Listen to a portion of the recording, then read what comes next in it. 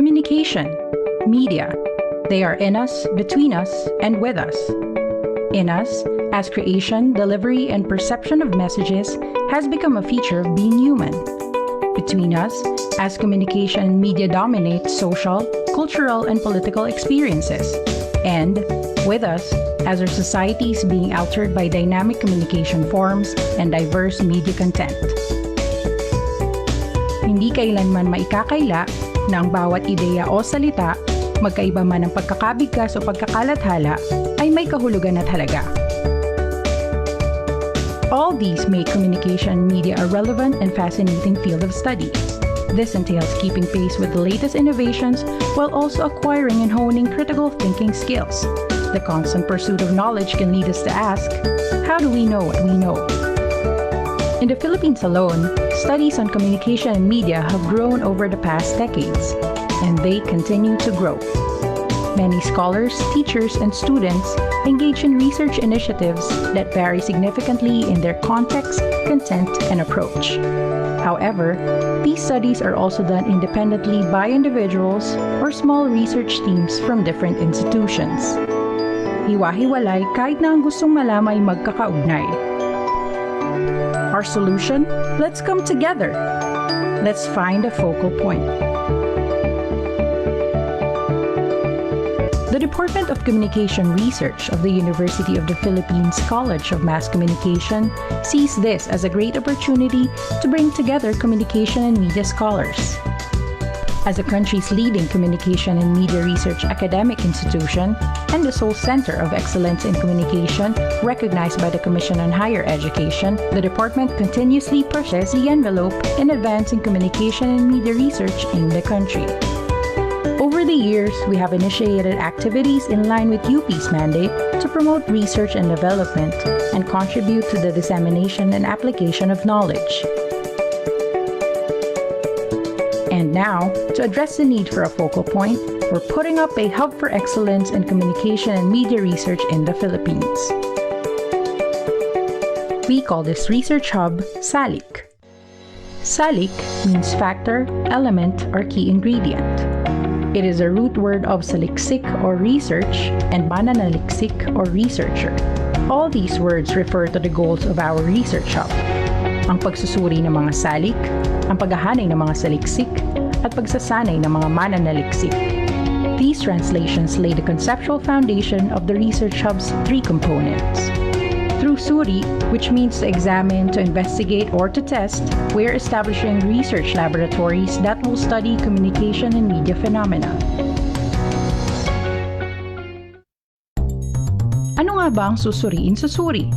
To enable a systematic approach to answer interesting inquiries, two core laboratories are established. These laboratories capture the extent and complexity of the Philippine communication and media landscape. Salaysay, which means stories and experiences, is directly linked to the focus of the Filipino Communicative Experience Laboratory. Studies in this lab aim to understand Filipinos as communicators, how they create, transmit, receive, negotiate, and construct messages within and through the evolving communication and media settings.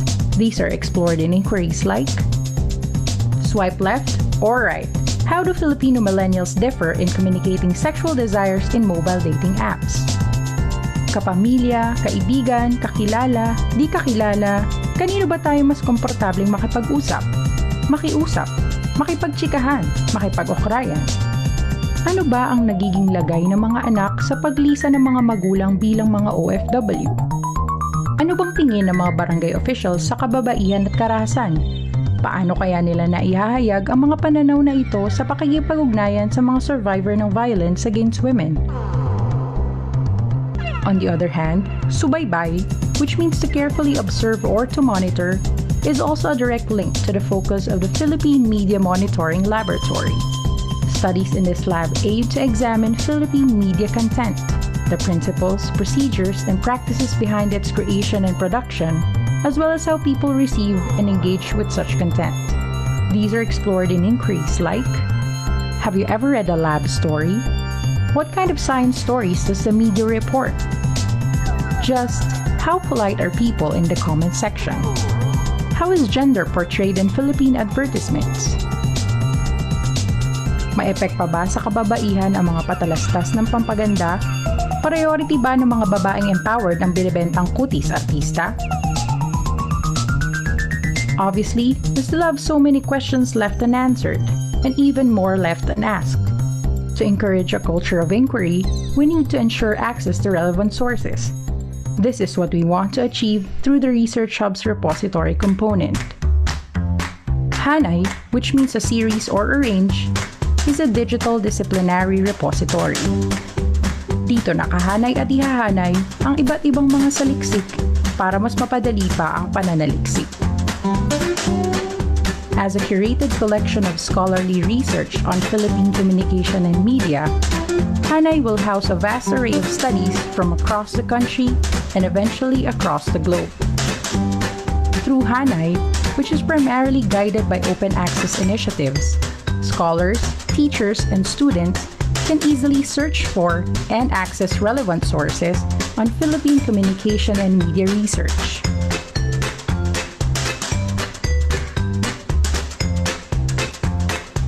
Providing access to scholarly works is one thing, but ensuring the quality of research outputs is another. For us, the latter can be achieved through periodic assessment and constant improvement. Sanay, which means to train to be proficient, is the extension arm of the Research Hub. Kailangan nating magsanay upang patuloy na maging kritikal sa mga nakasanayan at makasabay sa mga pagbabago sa komunikasyon at media.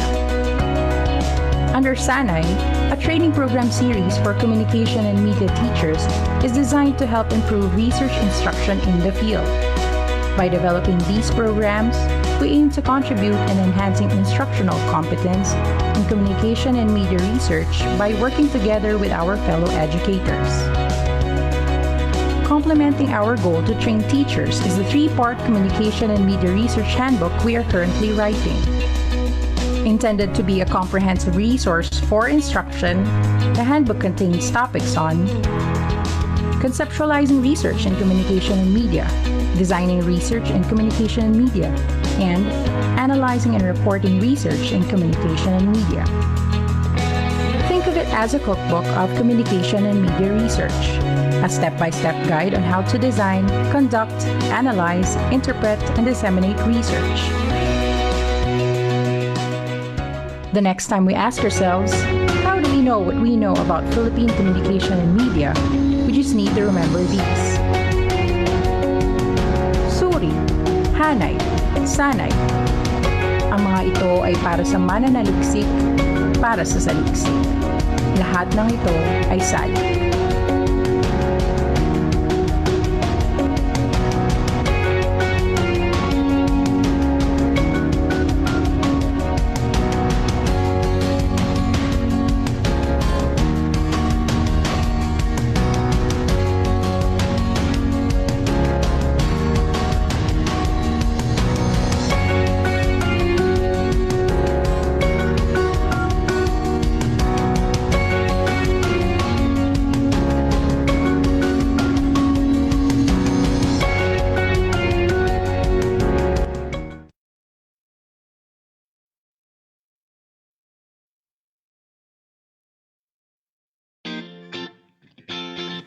Gender representation in advertising has undergone transformation between platforms and across cultures through the years.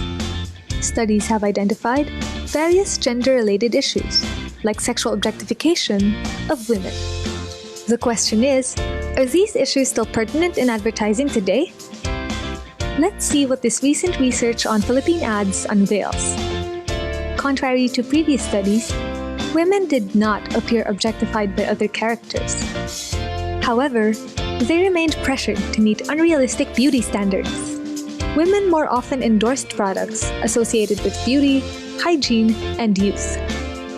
Comparing physicalities, women usually looked slim and almost never muscular, which was more common for men. Women also appeared as young adults more than men, who, in contrast, were more allowed to age, appearing as middle-aged adults and senior citizens more than women.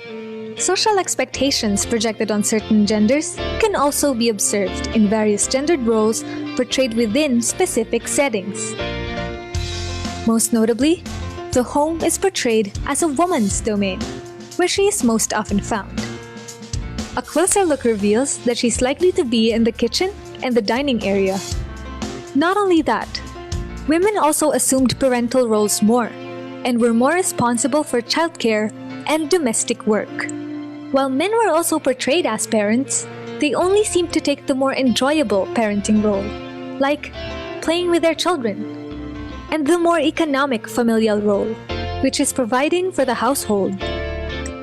This reveals a stark contrast in the gendered portrayal of occupations in advertisements. Women appear more as homemakers, while men appear more as skilled laborers. Delving into the economic aspects of gendered portrayals leads us to the image of a typical man, whose manhood manifests through purchases outside the home. Men were more seen endorsing restaurants and retail outlets, and were more situated in eating places.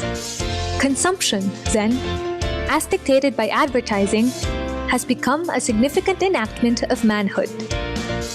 Fairly, advertising has gone a long way from tradition. But despite the market's shifting perceptions of gender roles, it appears that brands tend to assume consumers' adherence to gendered stereotypes. Advertisements based on this assumption reinforce gender-based differences and limit how both men and women participate in the economy, in society, and even in their own homes. Gendered stereotypes remain embedded in modern portrayals. From a character's physique, still in static in a platform like print, to a character's role, dynamic and multifaceted in a platform like television. Undeniably, the features of a media platform influence greatly how ad characters can be presented. Today, online media offers advertisers more creative options in executing promotional materials and provides greater leeway for more progressive and unconventional character portrayals. It is also important to note that online media platforms such as social networking sites not only help advertisers put out messages, but also provide audiences with an avenue to give criticisms and raise concerns on possibly problematic ad content. These technological advancements present a promising future for a more equal gender representation in advertisements. This study is a content analysis of a total of 1,253 ads across legacy media platforms. The sample consists of 500 TV ads, 497 radio ads, and 256 print ads from top stations and publications as determined by viewership and readership.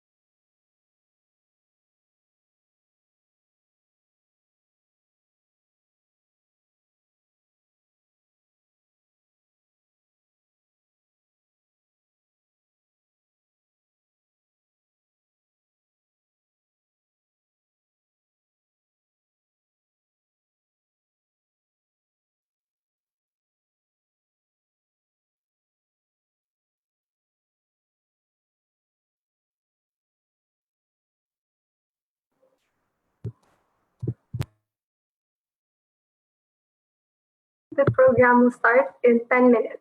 Please make yourselves comfortable and we will start at 2 p.m. sharp. Again, the program will start in 10 minutes. Thank you.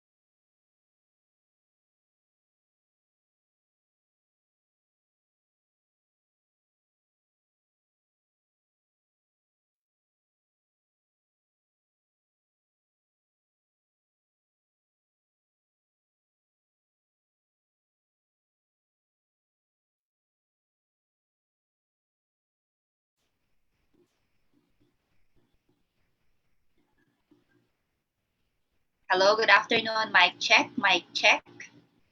Is my audio okay? Mic check, good afternoon. We can hear you, ma'am. Thank you. Good afternoon. May I suggest we all try our audios and microphones just to make sure, especially the speakers, to make sure all our audios are working. So, Shine, if you'll allow me, I'll take over for now, and I'll ask everyone to turn on their cameras and microphones just to make sure we're all connected properly. Sure, Sir Kim. Thank you. Hi, Julian. Hi. Hello. Good We'll to see go you. around the room to give everyone a chance to check their mics. Ma'am Carol? Hi, can you Yes, hear we me? can hear you. Yes, that's right. Miss But Chiki? I'm not seeing my video. Tama ba yun? Yes, because we're showing the slides at the moment. Okay, good. Yes, But audio's and fine. Thank you. that's great. Yes. Yes, we're live on Facebook, we know, but we it's good that we're trying our audios now rather than have issues later. Miss Chiki, can we hear you, please?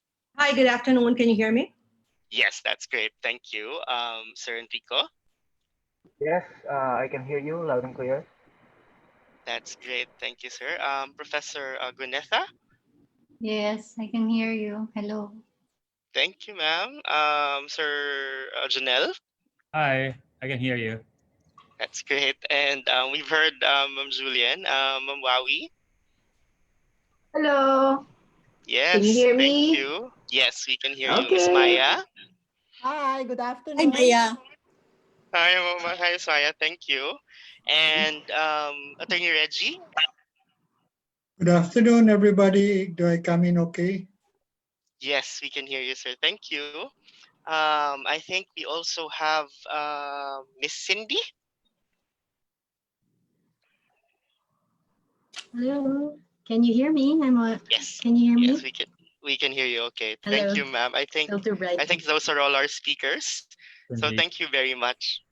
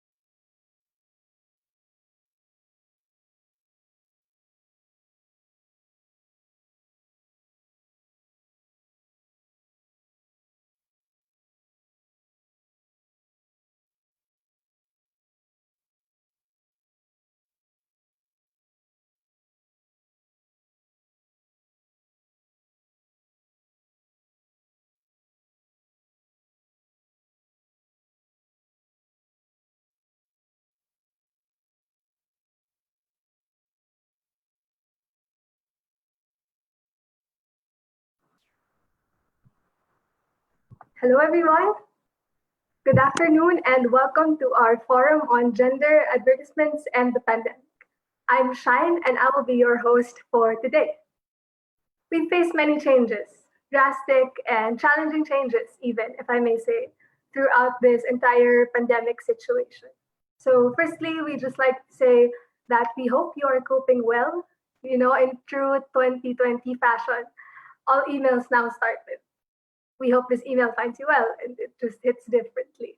So tell us where you're watching from in the comments, your affiliations, if you're comfortable sharing them. We'd love to get to know you, everyone who's tuned in with us this afternoon. So this stream is public and you may share this with your friends and colleagues so they may tune in as well. So I've mentioned challenges, and just to give you a brief background, this event has undergone its own share of challenges.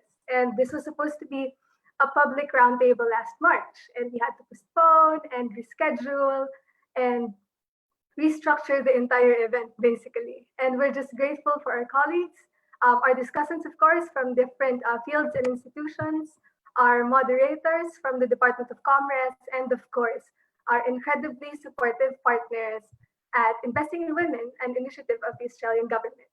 So with that, we would like to acknowledge the presence of representatives of the Australian government from the Department of Foreign Affairs and Trade in Canberra and the Australian Embassy in Manila, the CEO of Investing in Women, Dr. Julia Newton-House, IW's Gender and Advocacy Director of the IW Gender Norms and Communications team, Ms. Alison Agarwal, and the rest of the Investing in Women team. Of course, I would like to acknowledge the Gender and Ad Study team headed by Dr. Fernando Paragas and my fellow team members, Madam Mangalus and Mariam Jane Agonos.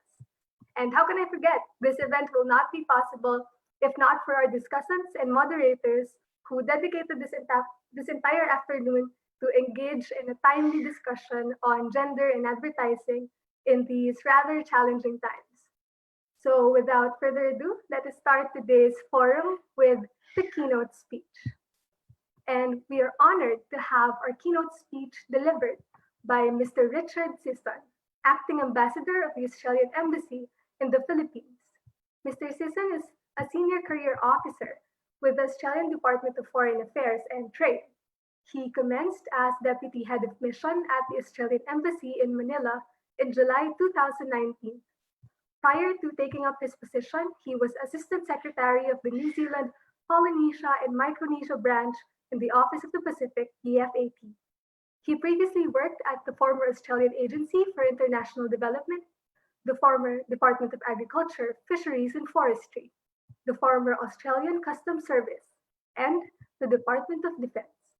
Overseas, he has served in the Australian Permanent Mission to the OECD in Paris from 2002 to 2005, with responsibility for agriculture and fisheries and related trade and environment issues, and as an alternate executive director on the board of the Asian Development Bank in Manila from 2013 to 2016, representing Australia, Azerbaijan, Cambodia, Georgia, Hong Kong, China, Kiribati, the Federated States of Micronesia, Nauru, Palau, Solomon Islands, and Tuvalu. Mr. Sisson has a Bachelor of Arts honors from the University of Western Australia and a Master of Public Policy from the Australian National University. Dear colleagues, Acting Ambassador of the Australian Embassy in the Philippines, Mr. Richard Sisson.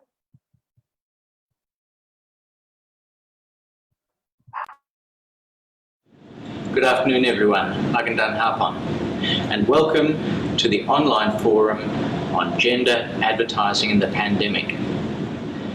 Firstly, let me acknowledge Dr. Julia Newton-House and Professor Fernando Paragas, the forum convener. I'd like to congratulate the University of the Philippines College of Mass Communication on this groundbreaking research and for convening this forum to talk about the important subject of the portrayal of women and men in advertising.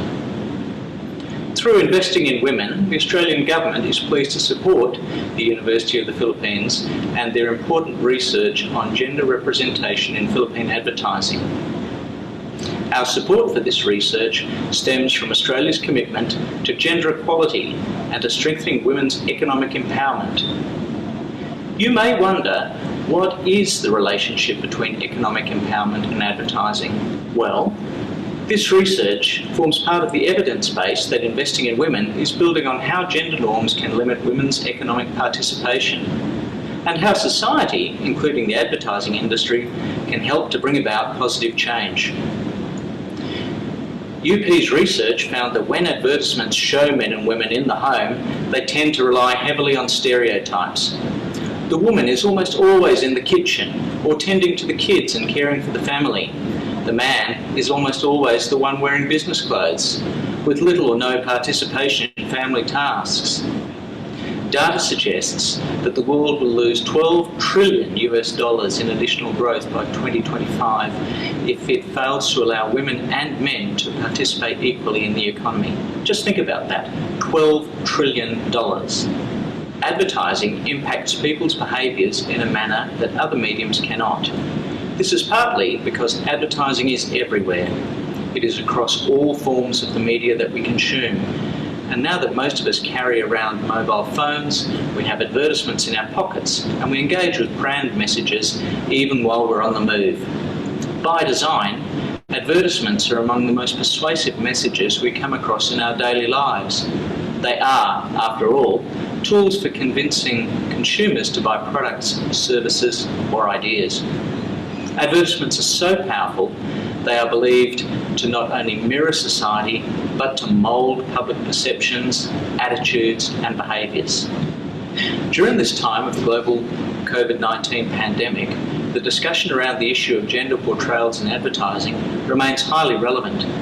There is concern that the pandemic and its economic impacts could set back decades of progress the world has made on gender equality by deepening pre-existing inequalities and exposing the vulnerabilities in society. For example, lockdowns and school closures have seen an increase in the amount of unpaid care in the home. That's a role traditionally filled by women.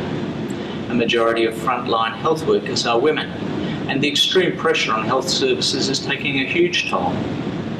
And the economic impacts are being felt especially by women who are generally earning less, saving less, and holding less secure jobs. Conversely, there are also observations that the pandemic has resulted in some positive changes in the roles that women and men perform as we innovate and pivot towards a better future, our new normal. For example, amid the COVID-19 lockdowns, there have been some encouraging reports of households with caring and income-earning roles have become more equally shared by men and women. There are opportunities to leverage these positive changes. Today's forum provides a valuable opportunity to discuss how advertising can promote and even normalise such positive shifts in gender roles during the recovery phase from COVID-19. I'm pleased that this conversation has engaged so many of the highly influential leaders from the advertising industry. I'm referring not only to the esteemed speakers we have on our panel, but to every brand, advertising agency and creative firm represented in this virtual room. The work you do and the messages you create make you influential, but you know that. The advertising industry has always been a game changer and a disruptor. Now, as we all work together to respond and recover from COVID-19, it is more important than ever that the advertising industry responds to the call to promote gender equality, paving the way for a better normal for everyone. I hope that today's forum provokes discussions on ways that the advertising industry, clients, agencies and the media can identify ways to use empowering representations of gender in advertising campaigns. Salamat po.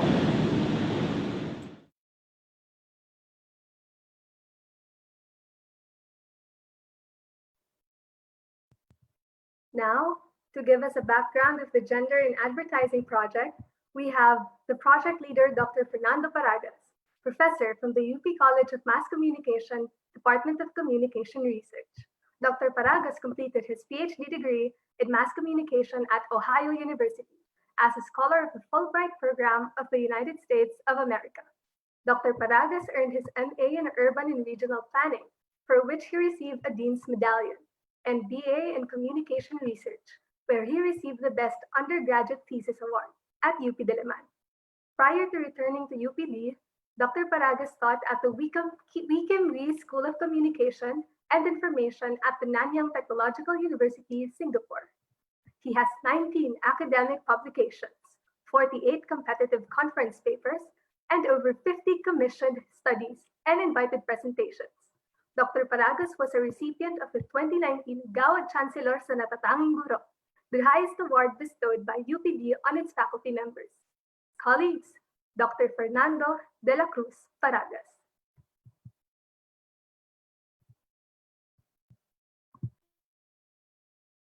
Good afternoon, and thank you for joining us in our forum today. Before we proceed to the main part of our forum, let me give you a backgrounder on our study on gender representations in Philippine advertisements.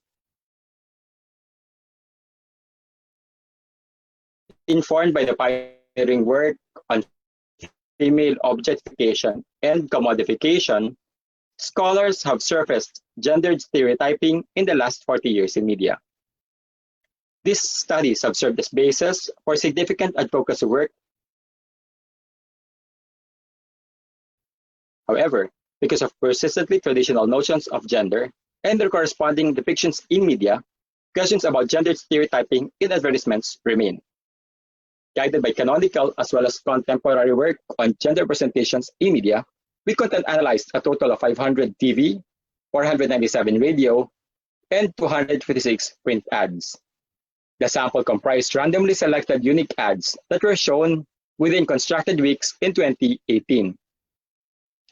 To ensure objectivity in coding, coders were tasked to run a series of intercoder reliability tests until the desired coefficient was achieved. Our findings showed no significant differences in the majority of categories of product and pitch. However, significant differences remained in gendered spaces, gendered bodies, and gendered roles. Platform differences were also observed. Thus, while we noted women's objectification was no longer prevalent, stereotypical roles and activities affecting all genders were still present. We also noticed that stereotyping had become more latent than manifest, and the subliminal messages placed double burden on women individually and as members of their family or various social groups. We argued, therefore, that there remained a need to continue the push not only for gender equality in representation, but also in terms of inclusivity of non-binary genders. We also proposed several possibilities for future research and advocacy work on gender in advertising, particularly in further delineating gender roles and the social implications of such gendered roles as portrayed in advertisements. Armed with these findings, we embarked on a research dissemination roadshow early this year. After several engagements, the pandemic began and resulted in the cancellation of our original forum at UPBGC. This pandemic has since so significantly disrupted and upended our lives, such that we find ourselves asking again about the directions that gender portrayal in ads may take. Amid ongoing seismic and systemic changes all around us, we thus meet today to discuss gender representations in advertisements during and beyond the pandemic. We invite you to a freewheeling discussion this afternoon about how changes in Philippine society in general and the advertising industry in particular may result in some stereotypes remaining and returning, and what must we do about this. In closing, let me thank the University of the Philippines Department of Communication Research, under which our program is listed as part of its Philippine Media Monitoring Laboratory. I would like to thank our co-organizer today, the Philippine Association for Communication and Media Research Incorporated, as well as our partners, the UP Diliman Gender Office and the UPCMC Foundation. I would also like to express my deepest appreciation to Investing in Women, an initiative of the Australian government, for supporting our research and its dissemination. Finally, let me thank our discussants and moderators, all of whom are stalwarts in the advertising, communication, and media industries. Now, let the discussion begin.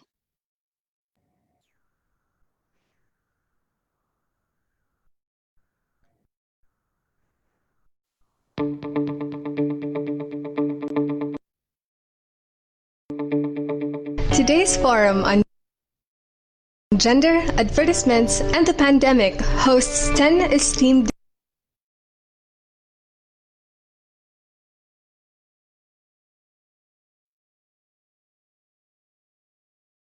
discussants representing media, advertising, and research.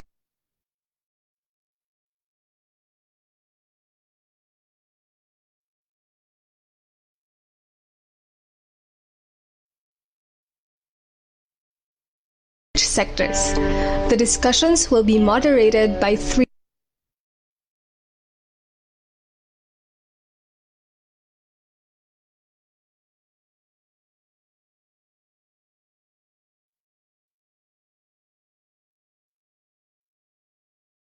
brilliant professors from the Department of Communication Research, UP.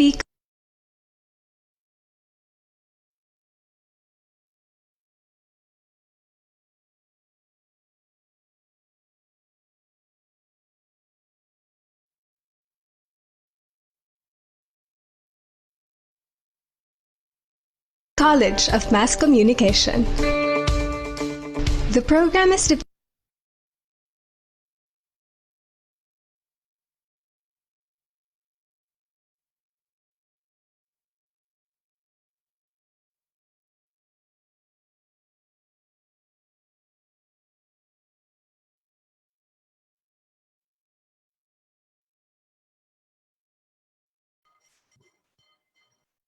Hi. So we weren't saved from technical difficulties. So please bear with me as I read through the program overview and the introduction of the discussants. All right. So again, the program is divided into three major discussions, each with main speakers and an assigned moderator. Nonetheless, all the discussants can participate in all discussions.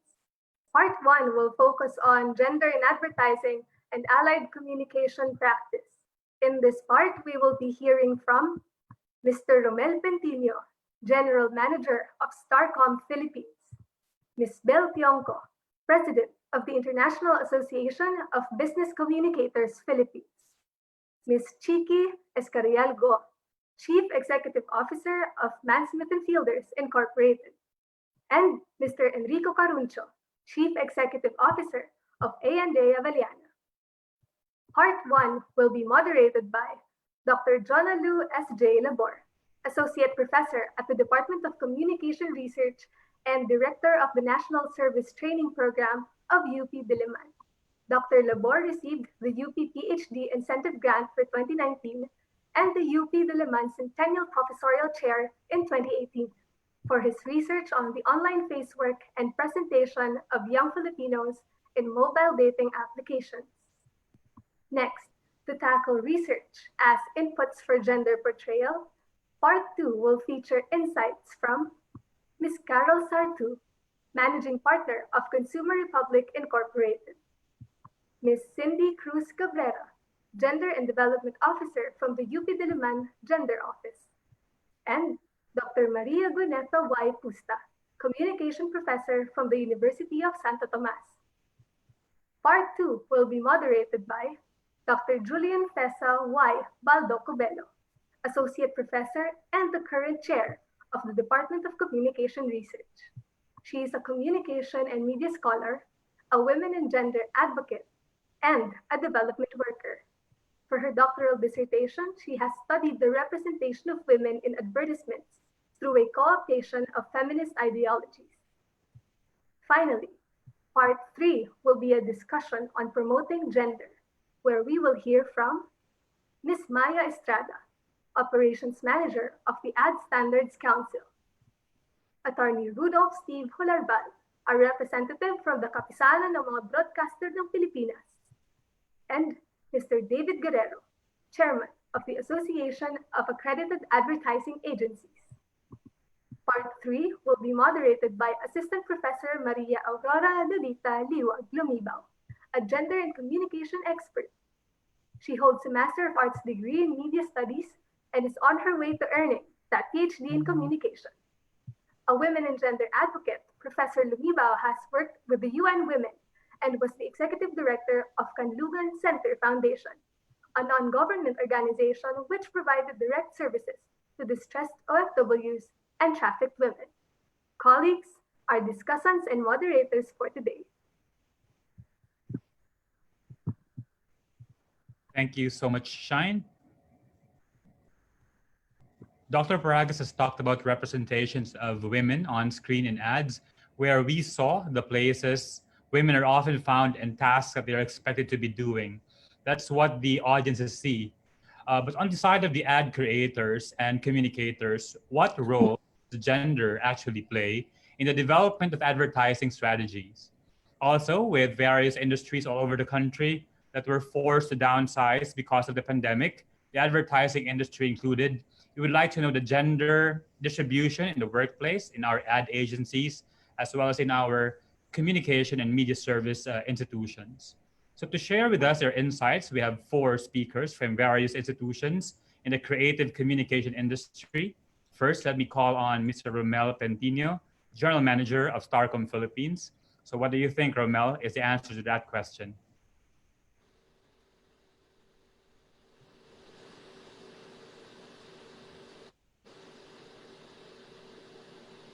Please turn on your microphone. I think you are muted. There you go. Yes, sorry about that. Good afternoon, everyone. I think in terms of from Starcom's end, particular and even from Publicis Media's end, in terms of our workforce, I think we have a good mix of males, females.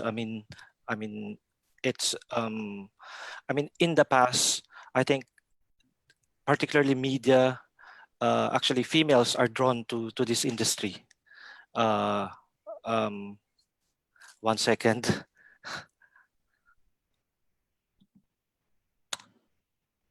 Sorry, my son asked me if he can brush his teeth. He just woke up. But yeah, I'm still based in London at the moment. I'm about to go to Philippines, but because of the pandemic, I am working from here. So going back to that question, yeah. So I think at the moment we have a good split in terms of everyone's represented in media. And even I don't have the stats, but in terms of how we hire people, we don't actually care if you're male, females, or you're LGBTQ, whatever. We are looking after the experience. And personally, because I'm new to Starcom Philippines, I came back. I used to be part in the past in Starcom as well, but I actually want to diversify the hiring. So because I've been in London for about 10 years, and it's diversification of talent. It's norm, right? So how do we translate that to the Philippines landscape? So diversification, it's about of course, attracting talent regardless of the university where you come from. Of course, I have bias towards UP and particularly on commerce graduates. But then, personally, that's my KPI. I want to get, if I can attract talent across the Philippines from Hulo from Batanes to Hulo, that is well and good. Diversification in terms of the key cities, not even the key cities, but yeah, across the Philippines, we want a good spread of the talent. So that's from my end. Okay, thank you so much, Romel. So our next speaker is Ms. Belle Tionco, President of the International Association of Business Communicators Philippines, or the IABC. So what are your thoughts on the same question, Belle? Can you hear me? Can you hear me? Can you hear me? Yeah, loud and clear. Okay. Sorry. Okay, quick disclaimer here. I'm not in advertising, but in my past life, I was CMO, and that included advertising. So IABC is made up of a motley group of communications practitioners. Most of us are in corporate, yeah. Some of us are in government, some are in the academe. Yeah. So I asked my peers actually the questions that you gave me prior to this event, no, and I got varied responses. But pre-pandemic, we were very concerned mostly on fake news. That was our mindset. But when COVID came, you know, everything changed in our lives, and they're just two magic words now, which is virtual and online. So practically, we have all shifted to that platform. But my peers are quick to say that business comms is one of the fastest to innovate and adapt to the changing times. I came prepared. So we have proven this over the years, and the communication discipline thrives anytime, anywhere, and in any form. Okay, so what are the problems we're dealing with? Mostly it is the quarantine economy. Bad for our business. So we are now dealing with budget cuts, reallocations, project schedulings, and campaign calibrations. So going to the subject matter of gender, we admit, no, especially in our industry, that we're still actually very heritage and stereotypical. Okay, while messaging in the new normal has become more empathetic, and we are all experiencing some kind of challenge, whether it's physically, mentally, emotionally, and spiritually, it is important to always ensure that our messages are clear, simple, and uplifting. Okay. I quote from one of my peers, though. She says, the times remind her of the song, "I've Never Been to Me." Okay. This pandemic has made us go back to who we are, our core, what is important to us. So I ask, no, are we in the cusp of a period of truth and revelation regarding gender? It will be quite challenging, right? Kasi to a large extent, business communications in the Philippines is still stereotypically gendered. Male is male, female is female, and communication campaigns, no, even advocacy campaigns are still very much gendered. But another colleague of mine remarked, I won't even venture on the LGBT voice, okay, because it is far from normalized and still remains as a diversity and inclusion box that needs to be ticked. While women, and to a certain extent, LGBT representation in business has markedly increased, communications continue to be conservative and do not stray far from convention, from heritage, no? So yun, babae nga, bakla nga, pero traditional pa rin. Okay? So there is some frustration in my colleagues' voices.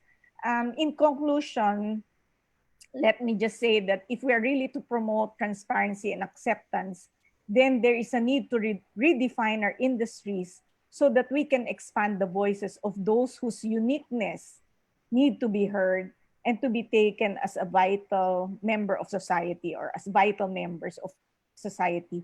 It is our duty to not perpetuate stereotypes. The big question is, how ready is Philippine society? Right. That's it. Yeah. That's a nice question from Belle. In a little while, we can answer or expand our discussions on that question alone. But our third speaker might want to indulge on the same question first. The CEO of Man Smith and Fielders Incorporated, Ms. Chicky Escarialgo. Chicky? Good afternoon, and thank you so much for inviting me to be part of this forum.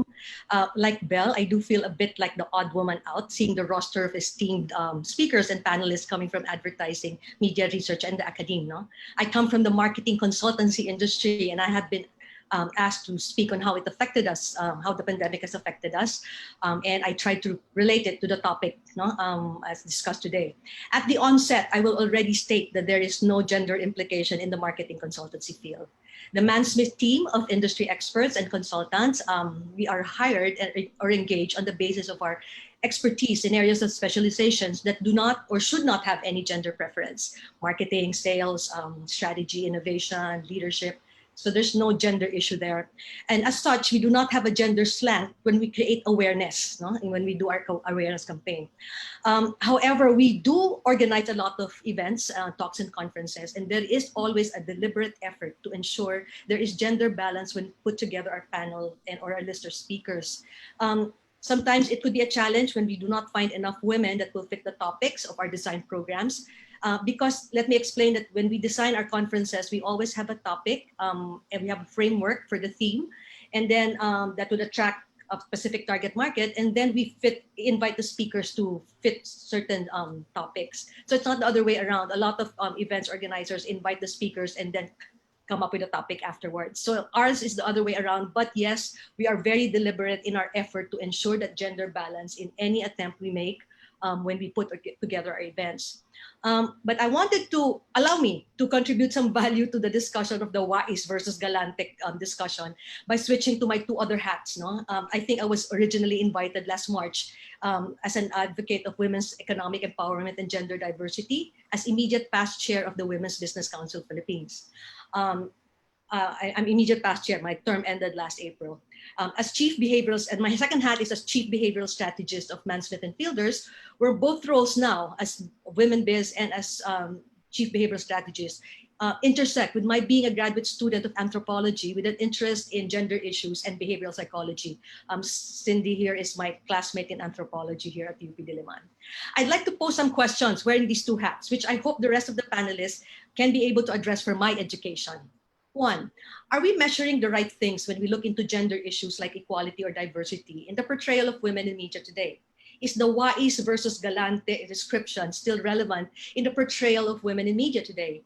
Or is that part of the advertising consumption still? Are we still talking about Wais versus galante? No? We do know of stereotypes, but it's still that part of the vocabulary. When the vocabulary now is how to survive this pandemic. Now, I mentioned this in the context of the Philippines being in the top 20 most gender equal countries in the world. This is the first time we are out of the top 10, which means the women in the Philippines are in a good place. Surely, wais talaga ang mga kababaihan sa Pilipinas.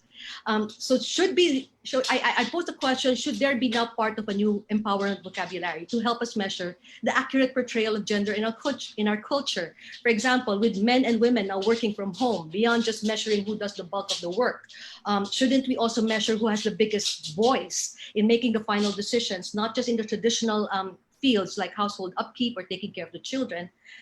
Why is nowadays having a different context because of the pandemic? Now, which leads me to the second point, have behavioral concepts been considered in delivering message during these times, being wise during the pandemic? What nudges are being done to help women make decisions? For example, in a research done by the Behavioral Insights team in UK last April, where they tested the effectivity of their stay-at-home messaging, they found that young people, particularly young men, had difficulty recalling the message, the contents of the campaign. But they also found that women said that they intended to stick with the proposed guidelines. So even if we communicate well to the women who follow the guidelines, what is the effect on them if the men in their household don't follow the rules? How should messaging then use an understanding of behavioral concepts be when communicating with women or in support of women during the pandemic? What is expected of a wise woman now being part of a changing vocabulary caused by the pandemic? So these are questions that I'd like to pose. Thank you very much. Thank you so much, Shiki. And of course, let's hear it from Mr. Enrico Caruncho, CCO of ANA Avellano. Okay, thank you. A little bit of history. We can trace as far back in the 1900s the beginnings of gender stereotypes in toy advertisements. Girls love to emulate their mothers, and they embrace toy sets of domesticity like brooms and cookery because they feel happy being a homemaker now and in their future.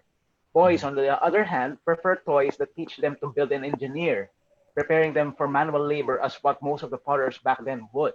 And eventually, we owned up to that stereotype. One can even cite the TV series Mad Men is canon with all its male machismo and female submissiveness. As we progress through the years, advertising has shaped the consumer's mind.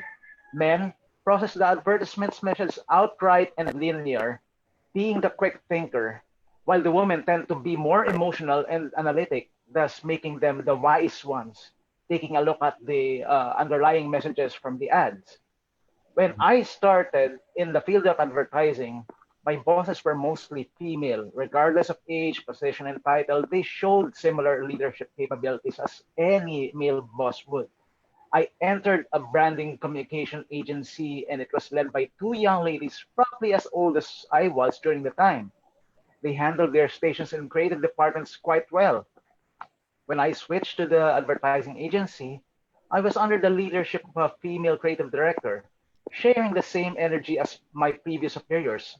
Under her, I did a lot of legwork, which eventually paid off. Being in one of the oldest wholly Filipino advertising agencies, we are required to imbue values in everything we do, as we handled a lot of clients leaning on traditional practices in mind. The creative output, in more ways than one, had to be Filipino in every way. Men are respectful and bold, and the women attractive and wise. Fast forward to the 2000s, where gender had role reversals in the norm. Nowadays, we have beer ads with women making the first move. Philippine collegiate volleyball is the next best thing to male collegiate basketball, make it one of the most exciting sports aside from men's basketball and boxing. On the plus side, the players themselves make for great influencers. And in my experience of taking on automotive ads over the years, certain car models were classified for a demographic. Now there are more automatic transmission vehicles on the road. Women are more evident behind the wheel, and more challenging are the ones who, still using a stick, is portrayed as bold. None can even be bolder than the ones whose tasks are in the front lines, as portrayed in the few ads out there. In the age of lockdown, we see more female nurses taking lead in commercials. The men are more evident in taking the role of the sentinel, making sure everything is all right, even if the role is not that of the military. Still, as Filipinos, we like the KSP or kurot sa puso route, regardless of gender, preferring the dramatic over the stoic. Jollibee has been able to champion with that line in its series of emotional slice of life ads. During lockdown, McDonald's ingeniously rolled out a Judy Ann and the Ryan Agoncillo dinner date ad showing of Ryan's pagkagalante. The same company delivered an ad featuring a grandparent's dilemma solved by a Wais ako. Now, my challenge is I hope that through this forum, we can at one point agree that while gender boundaries have blurred, the values we hold true as Filipinos will be greater than any of our biases. The advertising industry of the digital age is fast and progressive. The roles in front and behind the cameras require us to be more adaptive to the times rather than the stereotypes. Thank you. Thank you so much, Enrico. So, well, thank you to Romel and Bell and Chicky as well. So do we have any questions or clarifications or perhaps comments from all the other members of the panel with regards to what they've mentioned to us, what these four experts have mentioned early on? Well, just to perhaps recap, Romel mentioned about the experience of having a diversified set of gender and perhaps location. He would have wanted to hire people right from across the Philippines, and I think that's a good sign, right? Whereas Bell mentioned that and admitted that there's still heritage and stereotypes, right? And what's good, I think, on what she mentioned is that there's an introspection of some sort in the industry, right? That there's a need now to perhaps come up with more representations for the LGBTQ, that an expansion is essential. It is a duty of the industry to expand, again, discussions on gender, whereas Chiki mentioned that there's no gender implication, right? Because currently there is already that practice in the industry, in the marketing industry. And Enrico mentioning that, well, there has been a historical recounting of the stereotypes, but he would want us to dwell not on these stereotypes, but rather on, adapting what is Filipino, right? The values that we share as a nation. So any comments or clarifications perhaps to these four, to the speakers' insights a while ago? You may raise your hand or interject at any given point in time. If I may just add. Go ahead, Roman. Yeah, so quick one. So because we're in the business of media planning and buying, right? So in media, and we are, well, of course, we need to deliver the KPIs of the clients in terms of business returns, etc.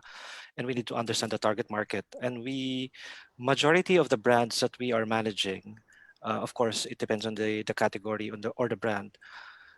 The target audience is mainly moms. So because it's mainly moms, I think this is the most research. Of course, we have millennials, but I think moms, we have a strong. We have, I think, a good knowledge on the Filipino moms, and in terms of the demographics, and not just demographics, but also psychographics, and with digital now, of course, it's the data with regard to the Filipino moms. It's at our fingertips, right?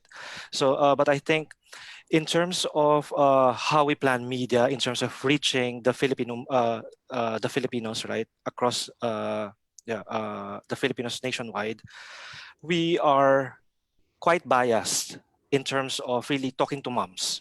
So if you look at, let's say, if you watch a typical commercial gap on, let's say, GMA7, now that we have that ABS is on shutdown indefinitely, I'm sure you'll notice that the ads are mainly talking to moms. And I think the onus is on us to really, I think, particularly the ones who are creating the ads. And of course, we are also, we're not just placing the ads, but we're part of that as a media planning person. The onus is on us to really be closer to consumers. And I think it is about connecting to the consumers. And maybe the new moms now are, of course, they're still Wais there, but then the ads that we're seeing are quite a reflection of what's happening in the society, right? Because of course these ads will have FGDs. This will be tested, particularly if the ads are coming from the blue chip advertisers, the multinationals. They won't get the light of airing without this rigorous research. I'm sure Carol will agree to this. But so there's a certain rigor in terms of airing the TVCs, for example, and even for digital. So I think from our end, as a leader of Starcom, there's, aside from diversification of the workforce, it is also up to us to really raise the bar in terms of understanding the Filipino consumers, because of course, long term, this will have an impact in terms of how we're communicating. Of course, brand messaging to the consumers, because at the end of the day, TV will still be the most influential. Of course, we have Facebook, but then in terms of it will have the most impact, influence in terms of business returns. So compared to other channels, for example, such as radio. Right. Yeah. Okay. So has there been any conscious effort, perhaps from your end, to depict women away from the common frames, the stereotypes, such as, say, objectification and the like? Of course, I'm glad that when I look at, let's say, we have this term MOS, so it's like media objectives and strategies. So that's an output that we usually present to the client, to the marketing teams. Based on what I've seen so far, I don't see of course, I don't see generic slides, and in terms of what's a Filipino woman or Filipino mom. It is because we have the data to support. So kumbaga, personally, hindi yun papasa sa akin. So at my level, if I see na parang, this is this claim or this headline, it's let's say gender bias. It's kumbaga, at my level, nakikita ko wala naman. So it's kumbaga, we are quite progressive, to be honest. And I think generally agencies are getting progressive. Of course, in London, talent, for example, inclusion and diversity, that's a different ball game. It's like top of mind. It's like we have certain metrics, for example, that in terms of talent, let's say 50% of the CEOs or heads should be females. So there's that requirement, a KPI. Otherwise, we will fail. The organization will fail. So there's conscious effort. I think in the Philippine context, there's a long way to go because I haven't seen key metrics with regard to that, let's say, gender split. And maybe that's something that we need to progress. Yeah, I think there is a follow-up question before I go to Chicky. Allison Agaral in Facebook perhaps has asked, by categorizing the target consumers as mothers, does that in some way rely on placing limiting stereotypes of women consumers as mothers and limits any space for reaching women as consumers in roles other than mothers? That's a good question.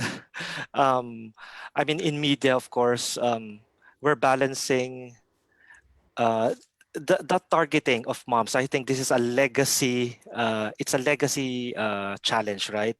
Because we know that when we target moms, this coming from the fact that moms are staying at home, and because they stay at home, they are watching television, and they are consuming more media compared to their male counterparts. I think that is where it's coming from. But I think when with the so it is actually. But then if we look at in general, I think in the Philippines, in terms who decides, in terms of who what items go to the grocery, to the basket, to the Lazada cart. I think now, because I think prior COVID, I can say that it's still mainly moms, right? That's why we're targeting them. But I think given the lockdown, I think now males, husbands, men are getting more involved because, of course, because of the pandemic, if the husband and wife are working at the same space, at home, at the safety of their homes, of course, the work and life lines are getting blurred, and because of this, I think, well, from my perspective, I think women are getting more, well, quote unquote, aggressive or more vocal. That hey, kailangang parang everyone should share not the burden but the task. And I think personally, I can totally relate on this because my wife, she's a nurse, and because of the lockdown, of course, I need to work from home. But then my wife needs to go to the. I mean, she can't work from home because she's a nurse. So I can see that I need to go, of course, do the task at home, right? Because then, of course, I need to manage the kids. I mean, I need to. We don't have yayas here, so so my role changed suddenly, and I'm just one data point. I'm sure in the Philippines, there's some parallels. Right. Okay. I'll go to Chicky because I think she has a reaction to whatever you said. I actually have a question that I'd like to ask Enrico, because Enrico mentioned something about culture. You know, an endless discussion that we always have in our anthro classes, that if we want change to happen and change of values, for example, or to make sure that it surfaces the Bayanihan and the Filipino values, you have to change the culture, you have to address the culture. For the longest time, and that's not easy to do. I mean, you can do all the tumbling you can get, but it's not going to happen just like that. And we don't even have a department of culture, right? Before, when ABS-CBN was around, we used to describe ABS-CBN as the Department of Culture of the Philippines, because whatever they air there would be what the rest of the Filipinos or the target market for the goods would follow. Enrico, how do you propose that we are able to initiate something that would be a tipping point to inculcate those right values, not for the short term, but for the long term? And what can media, and maybe anybody in the panel, what can media do, or research or academia, to make that first step? What's the first step that maybe we should ask? What's the first step that we should take to make sure that the culture goes the ideal way? I think the very first thing is for the parents to actually show the kids the right platforms. Kasi looking at the platforms we're having now in this digital age, the kids tend to to hold on to digital gadgets as early as 2. So they see, which ang problem kasi is napapabayaan ng parents na the kids will have to look at these kinds of platforms, and then the kids don't know which is right or wrong. And let's say they're playing a game, they're having violence, there's a bit of sex there, a bit of nudity. I guess it's really, it all starts at home with the parents and the right modalities sa bahay. Like say you are only good to see these kinds of games. You are only good to see these kinds of TV shows, movies, infomercials, whatsoever. So I guess it's really up to the parents who will be the bastion of intelligence. Rico, you realize that a lot of women are working mothers. Yeah, and I understand. home or all these things are not as simple as it sounds. No? So anyway, my point being, if we want that to happen, the daycare support has to be in place as well. Yes. Takes a I agree with you. I agree with you with that. All right, thank you. Thank you so much. There are 2 questions before I go to Belle. Cindy has a pending question. Okay, she raised her hand first. Okay, go ahead, Cindy. Okay, so actually, it wasn't a question. It's not a question, but I just wanted to respond to one of Chiki's questions earlier. So I really appreciate her questions because actually there are a lot more questions for us to be able to understand, diba, and gauge what's going on. So this is with regard to Wais na Misis. I think we should handle this concept with care, and I suppose it should be updated because at first it appears that the control is with the mom. She goes first of the family, and she is a decision maker. However, it tends to ignore other things. For example, Wais na Misis puts upon the married woman and the mother the burden of ensuring that the family first can cover everything. So pagkukunti yung pera, or diba, it tunnels visions us to focusing on her ability to budget and make wise decisions. So if there is a failure to make things work or fit, then somehow it is a failure on the mom's part. It tends to discount other factors such as an absence of a disposable income, limitations in working because of her caregiving for the family, inflation, the train loss. So ang daming factors, and syempre Wais na Misis parang sa kanya lang nakatingin. And this is can be really problematic, as it seems to be an idea endorsed by ads to so many mothers out there.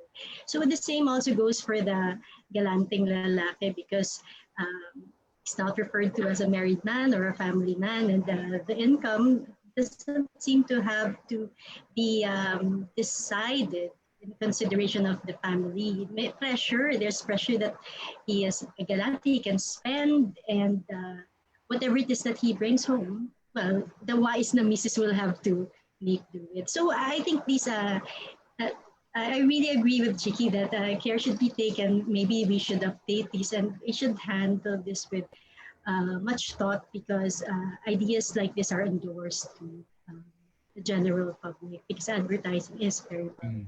So thank you, Chiki. Okay. Thank you so much, Cindy. Before we go to Belle, there's one hand more, Nana Grace. David Guerrero, your question or comment? Please turn on your microphone, sir. There. Got it. That's the very 2020 era. So yeah, a couple of points to pick up on. I think number one, on just in terms of someone was asking about gender balance in agencies. And I don't think we're that untypical. We're actually 66% female. Our agency, our CEO is a woman. So we actually almost trying to bring in more men in a weird way, but not really. And I think in terms of, it's just an interesting point about targeting mums. Ramel's point about we have all the data and we target mums a lot. I mean, you should actually see that as a reflection of the economic power, the economic supremacy of women in the household. And I think that's the positive side of that, is that all the purchase decisions in most household categories are made by women, and men are excluded from that. And it's interesting, and there's an old commercial of an impending sort of tornado, and the guy, rushes into the supermarket, or the couple rush into the supermarket. The guy comes out with like a 6-pack of beer and a I don't know what, and something pretty useless, and the woman comes out with all the things they really need, So I think there's this, we should see that in a positive way. But in terms of change and changing gender roles, I'll talk about it a bit more later. But the real driver for that will be that marketers will see an advantage in promoting, a more positive, split of let's say gender, especially in domestic chores. The way that chores are split. And there's an example from India where Ariel in India, which is a detergent brand, for the past 5 years, they've been advocating that couples should share the load when it comes to laundry. And this is, it's a pleasingly relevant message for laundry. And they even produced clothes label that said, this garment can be washed by men or women. And it's this idea that,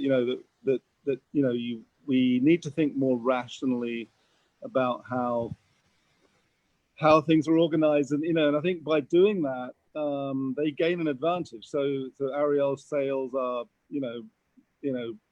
exponentially up in India because so many women agree with the messaging that they're coming out with, and the marketer is rewarded for saying the positive message because they're selling more soap powder. So it's all a kind of positive cycle of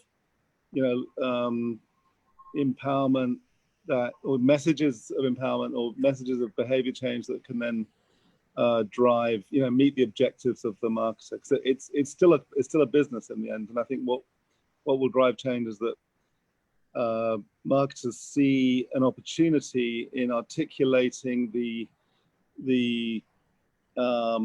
desires, the concerns, the thoughts of the people they're talking to, and being rewarded for it by having people have affinity with the brand more when they see what the brand is doing. So I think that's the hopeful way forward on this, is that more and more people will say, you know what, we will do well by doing good. Right. Thank you, David. Belle was raising her hand. We only have 3 minutes. Actually, a lot of it was answered by Mr. Guerrero, but I don't have the stats, but Mr. Caruncho probably, and Ms. Chiki, because my question is, in the Filipino household, who is the real breadwinner? Right today, is it still the guy who's really the breadwinner, or is that the stereotype? And advertising, you will never see like a woman going home and being the breadwinner with her attaché case, and the guy is the house husband, diba? So, but what is the reality? Is it really still that, or is that a fable, or is it still what is expected and what society wants to see? That is why that is the tableau that is always being promoted, right? Right. So maybe later. I can answer that.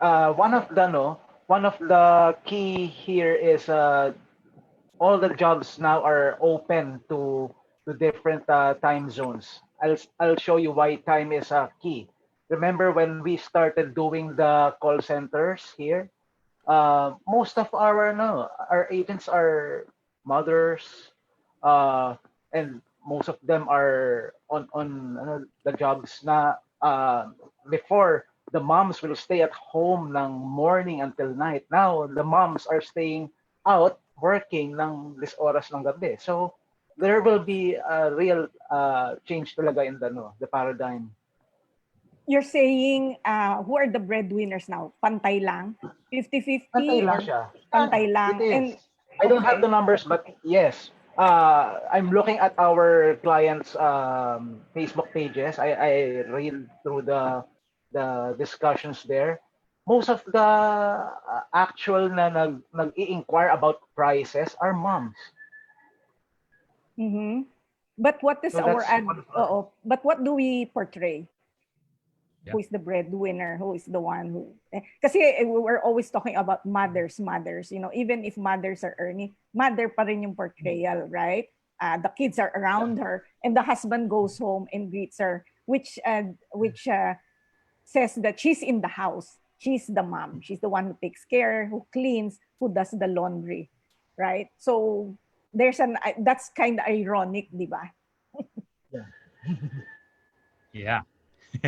Anyways, I think that's all for this part on gender in advertising and allied communication practice. I would like to thank Rommel and Belle and Chicky and Enrico for their 3 minutes.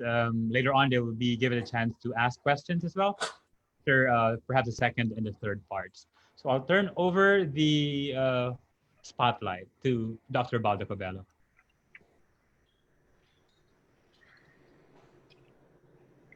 Thank you, Dr. Labor.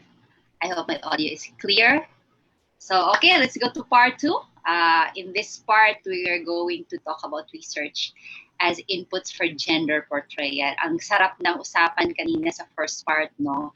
Do we change culture? Mag-aantay ba ang kultura? Mag-aantay pa ang advertising industry?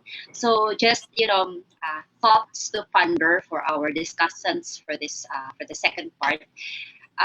Recently, we read research articles from Adobo Magazine, from Inquirer, that show trends in TV consumption and ad spending and executive insights to alternatives to television advertising. And these data are very important to big corporations, to big companies, as well as to small entrepreneurs who seek alternative advertising platforms. However, kulang pa, no?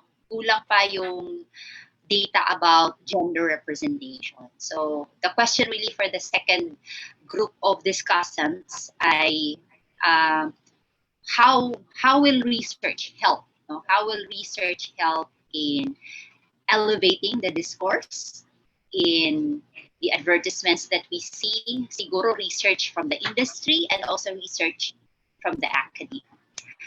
May we hear from Ms. Carol Sartu, the managing partner of Consumer Republic Incorporated. Let's hear her thoughts. Hey, Ma'am Carol. Good afternoon. Is my mic okay? Yes, perfect. Okay, thanks. Actually, there are 3 points that I will try to cover in 3 minutes as well. But first, so pre and post-pandemic, research has really been a valuable tool in understanding consumers, which is key to the development of advertising campaigns and media strategies. It's because advertising is not one size fits all. So through research, one, we try to understand who really are the users of products, what are their profiles. And we're seeing a lot of categories, including food and home care, including male segments when they request us to do market research. A food manufacturing company has a brand health track with us, and they have included a segment of male purchase decision makers, married, and male and single males who are purchase decision makers for themselves. So a segment which otherwise wouldn't be taken into consideration. So we know that there are male decision makers and purchasers, and possibly their habits and preference drivers would be very different from the female counterparts. And we may assume, in fact, that this has become even more pronounced when household members were confined in their homes during the pandemic, and there's more a time to attend to their individual needs, and we can do online purchases. So you can make a decision, like a male member of the household just decides to buy something online, doesn't need a female member to tell him if it's okay or not to purchase that item.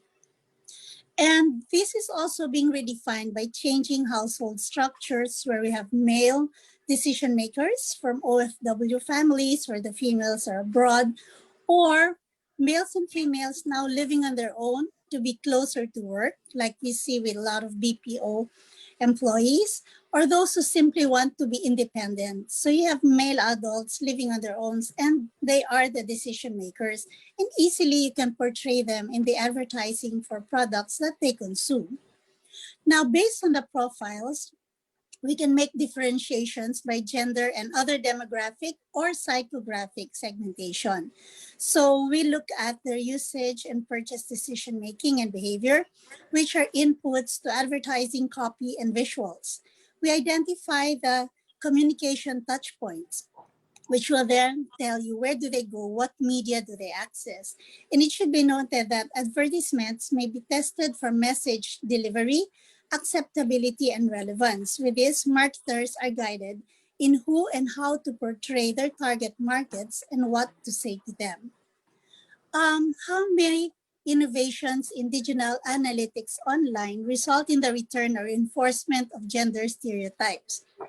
The second point, with the proliferation of online databases, it's actually easier to monitor the profile of people who open a site, who search, or make an actual purchase. And therefore, you break or reinforce gender stereotypes for products, services, and goods. This will allow advertisers to, one, customize ads depending on the target segment, and two, send out ads to very specific consumer segments. We may be watching the same program online, but an ad I see may not necessarily be the same ad that a male viewer of the same program may be seeing. And lastly, how are research agencies adjusting to the changes brought about by the pandemic? The pandemic caught most of us by surprise, and the initial reaction was, oh no, we can't do house-to-house or face-to-face interviews anymore. Those who had less adjustments to make and those who were more or less prepared are the agencies which already have consumer databases or consumer panels, because you just send out surveys to them, and they have the capabilities for digital surveys online or through mobile phones. Others, like us, took a bit of time to eventually adopt digital surveys, which can be done for both quali and quant. And we are boosting our respective respondent databases and setting up consumer panels, since you can't really go 100% house to house yet. With the easing of quarantine classifications, house-to-house and face-to-face surveys are now starting to be doable. And we saw this in an article by SWS, and we are also within Morris and Amos. We have our own guidelines on what to do if you now want to do face-to-face interviews. That's whether it's house-to-house or central location interviews. So life goes on for research agencies because our advertisers and manufacturers need information about their consumers. Thank you very much.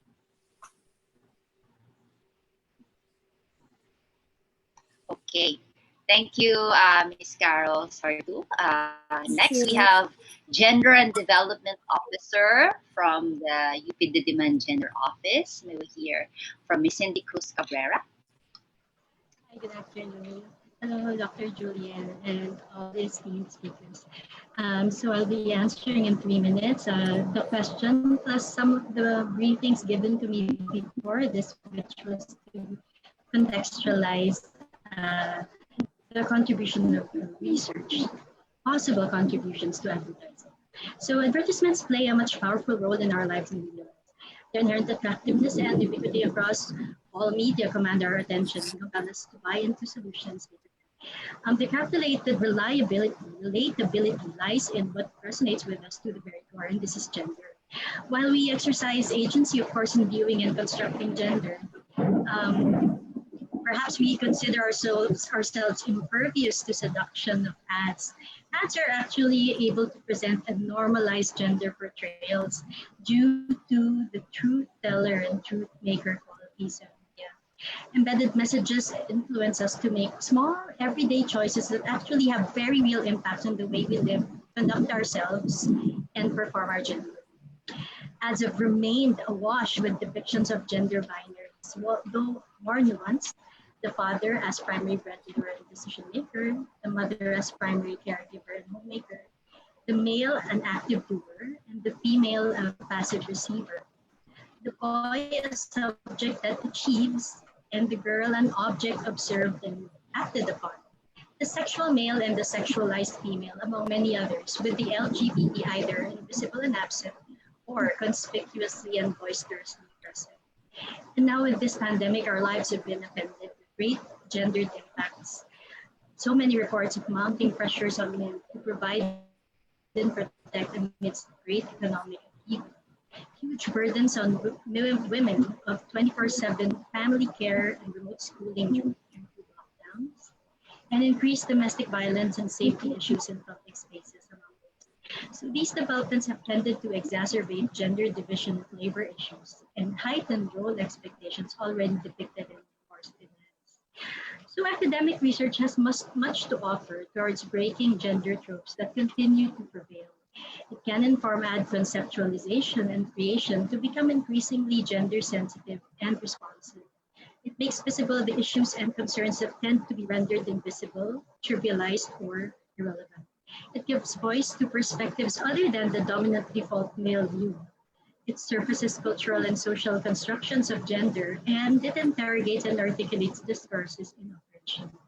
But academic research will be most effective along with training and education in gender for application in the creation of media texts. This is also greatly best accompanied by consultation with specialists and academicians in gender. Both the general public and an advertising production culture that cultivates gender lens and instincts for gender fairness and justice are necessary for changes to happen. We and all of us, absolutely all of us, have been socialized to regard genders with degrees of difference. Men with entitlements and responsibilities, women with obligations and sexual availability, LGBT as aberrations. We have already made much progress in transforming such perceptions. And we must harness the power of ads by eliminating harmful attitudes and beliefs towards championing gender. We must all abandon the view that one's traits, behaviors, roles, abilities, privileges, and rights are determined by our gender. To promote care mindsets and responsive outcomes for all genders in advertising, would this be too radical an idea? I'm sure with ad agencies' creativity, technology, and ingenuity at work to market this, it just might sell. Thank you. Thank you, Ma'am Cindy. Okay, sige, marami na siguro mga na-invoke na mga thoughts ngayon from our audience. No? But let's hear first from Dr. Guneta Pusta from the University of Santo Tomas. Dr. Pusta, what do you think? Thank you, Dr. Julian. The COVID-19 outbreak is heavily affecting the labor market and the economy, including global supply chains, leading to widespread business disruptions, loss of jobs and income, and rising poverty. Given that the crisis affects both men and women in different ways, measures to resolve it must take gender into account. Consider these facts. Women make up 70% of all health and social services staff globally. Domestic, sexual, and gender-based violence increases during crisis. Women earn 79 cents for every dollar man makes. The absence of adequate social protection systems further exacerbates the vulnerability of working families, and especially women, who make up a disproportionate percentage of the informal labor force. For women and girls, vulnerabilities in the home, on the front lines of healthcare, and in the labor market must be addressed, regardless of where one looks. It is the women who bear most of the responsibility for holding societies together, be it at home, in healthcare, at school, or even in caring for the elderly. The COVID-19 crisis has thrown this gender Division on Gender last April 2020 released Promoting Positive Gender Roles in Marketing and Advertising in the context of COVID-19 key considerations for business. To ensure gender equality and positive came up with a three-piece framework: P for presence, P for perspective, and P for personality, in order to avoid the harmful gender stereotypes that can decrease the burden on women and girls. Presence considers who is featured in the communication to reflect the world we now live in.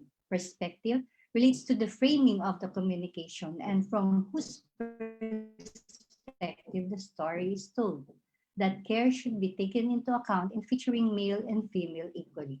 Personality refers to the depth of character. That portrayal of men, women, and children and young people must be multidimensional with their own depth of personality and agency. UNICEF also presented an act for gender equality beyond marketing and outlined points to provide ideas for action that support positive gender norms. On the local forefront, in a published study by Dave Centeno and Michael Prele titled Gender Representation in Philippine Television Advertisement, it analyzed 254 unduplicated primetime Philippine television advertisements for differences in gender representation. And the findings are based on a chi-square analysis, which indicated the high prevalence of gender differences and stereotypes in Philippine television advertisement. More males were shown in the workforce, whereas more females were shown at home. Males were generally fully clothed, while females were often suggestively dressed, and product categories were stereotypically associated with gender. However, overall, these stereotypical portrayals do not accurately reflect the Philippine society, which is considered to be one of the most egalitarian Asian societies as regards to gender. A more detailed analysis was done by a group of UP professors led by the team of Professor Dr. Fernando Paragas that provides deeper insights on gender narratives and gender portrayals, and even includes a special section on online advertisements. With these discourses, indeed, research plays a pivotal role in breaking gender tropes. It is not to say that companies do not undertake research. They do. In fact, multinational corporations invest heavily in research and development, especially in the consumer products category. Now, in the context of the pandemic, digital advertising considers organic search dead. You will have to pay, and Facebook even has monetized their search engine. Cookies online enable companies to track down their target market. Reach is measured by clicks, views, and time spent, while engagement is measured by likes, comments, shares, and follows, whereas conversion is measured by entries, add to cart, sales, and reviews. This suggests that data is gathered digitally to provide information about the habits, behaviors, signals, and interests of consumers. What does this imply? Simply stated, in a highly consumerist society we now live in, gender tropes cannot be helped because companies will do anything to generate sales and maximize profits. However, due to the global crisis, survival is of utmost priority. Therefore, digital data now becomes the global economic commodity. Whoever holds the data wields the most power. Innovations in data analytics online results in the return and reinforcement of gender stereotype. Data allows you to tell a story, find a unique insight, a competitive advantage. Data can build, can topple brands, personalities, and even presidents. Data can bring the humanity back into digital. So use data to fuel social media for social good. And a good illustration is the campaign #Miles for the People. In conclusion, several intervention tools can be employed to downplay stereotypes, especially in this age of digitization.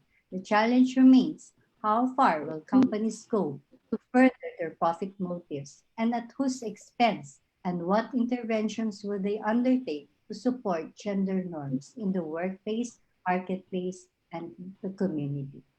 Thank you.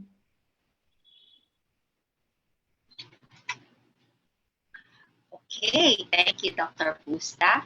Okay, I try to take notes here, although may paminsan-minsan may konting lag, pero nahabol ko naman, ano?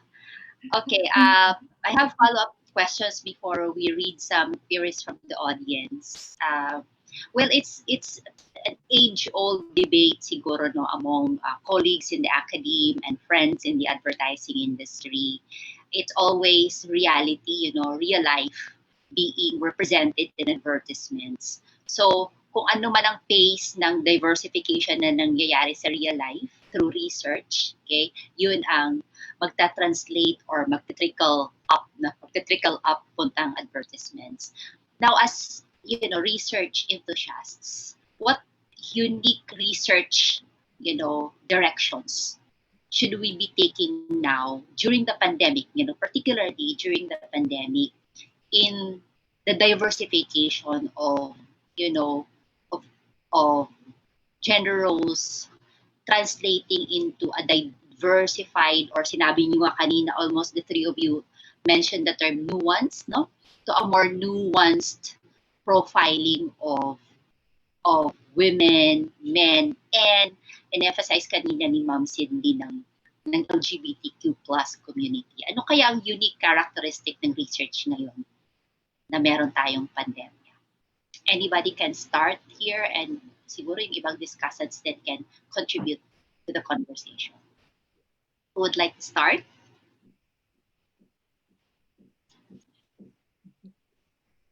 Ayan, si Dr. Pusta. Okay. Offhand, maybe research ventures as to the ethical exposures of advertisements and online using data, because as I said, with artificial intelligence around, marketing companies, advertising agencies will really have to employ data marketing analytics to really focus on their target audiences. But there are other tools, there are other ways, public relations can be employed, corporate social responsibility, social campaigns can be done. So maybe if academics would shed deeper light into the matter and make the industry partners realize that in the long run, it's the alteration of culture is happening because of the digitization.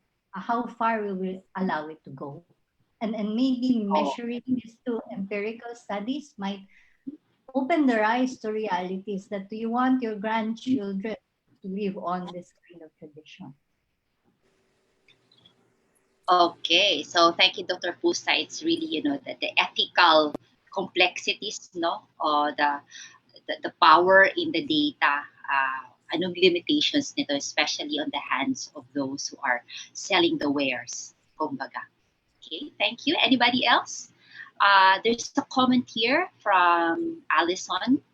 Okay, I will just, read the comment, and then, some of you can also respond to the comment.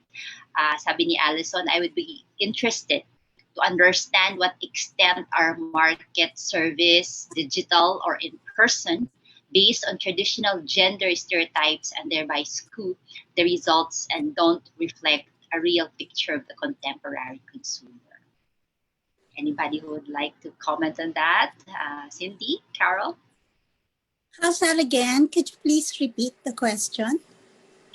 Sabi ni Allison, she would be very interested to understand what extent our market service, digital or in person, based on traditional gender stereotypes and thereby skew the results and don't reflect a real picture of the contemporary consumer. So meron pa bang? Carol. Yeah. I think, how do I contextualize this? Because when surveys are done, the default is, for example, if it's for consumer goods, you ask clients, who's your target market, who's your user.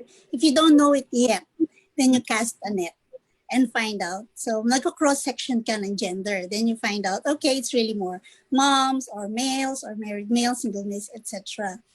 It tends to be a default, as also mentioned earlier by speakers, that if it's for the household consumption, it's really the mom. Lalo na if they're children, it's moms with kids. However, we take note of probably the presence of the distribution of working and non-working moms, because there may be differences in their behavior, their purchase decision drivers, brand preferences, etc., which are important considerations when making advertising strategies and plans. I guess if we are not yet too sure about who really the target market is, you cast a bigger net. But I'd like also to point out that for some categories, it's not even gender that defines, but it's more psychographic now, or the mindset, needs, motivations. Because regardless of gender, we may all, for example, one segment can be the very price conscious. You may have males and females there. You may have married or single people there. So it's not just simply driven by gender. But if you do your consumer segmentation, then within that, just try to understand, is it more males or more females within that segment? And I think previously I've come across a research request for a research survey there whose respondents are from the LGBT community. Hindi lang nga natuloy. So there are also some advertisers or providers of goods and services who already pre-identify. They know that it's a segment to reckon with. So probably what I'm saying is sometimes there's a default, but yes, if we're really not sure, or if we want to know how things have changed and how these are changing over time, then every so often you might just have to do a simple incidence check to look at who's using what and redefine your survey respondents according to that. And that's what feeds into the advertising being created by the advertisers. Okay. Thank you, Ma'am Carol.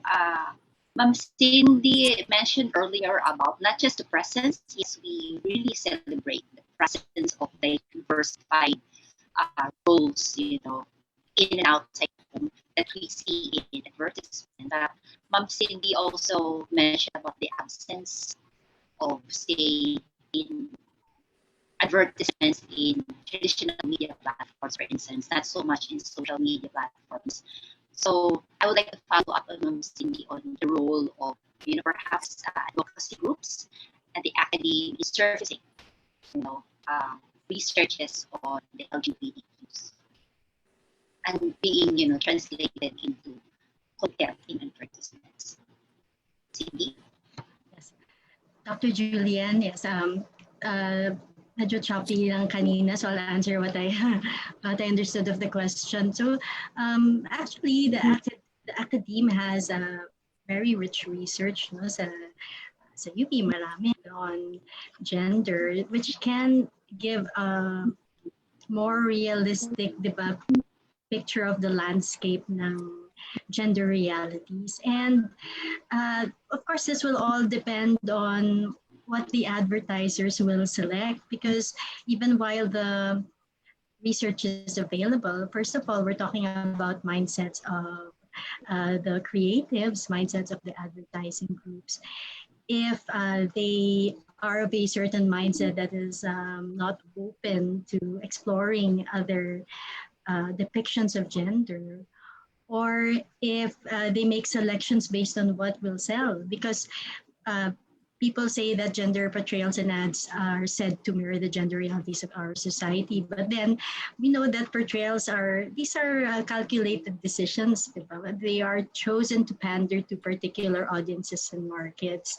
So the message we receive is that our society is like this, and to some extent it is, but that it paints a most accurate and general picture of gender isn't always so, because the choices are made based on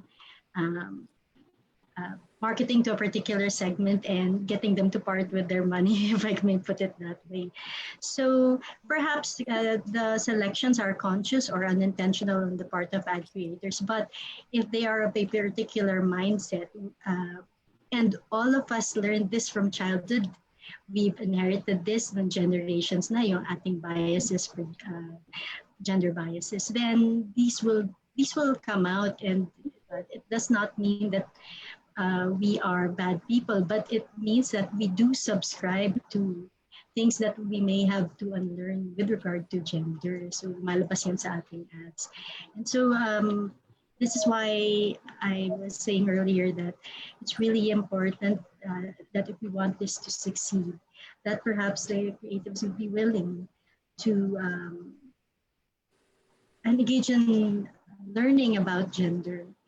Hindi naman kasi como tayo ay may gender, ay alam na natin ang lahat tungkol sa gender. There is much to learn, and there are many things that are beyond our sights simply because we are not of that gender.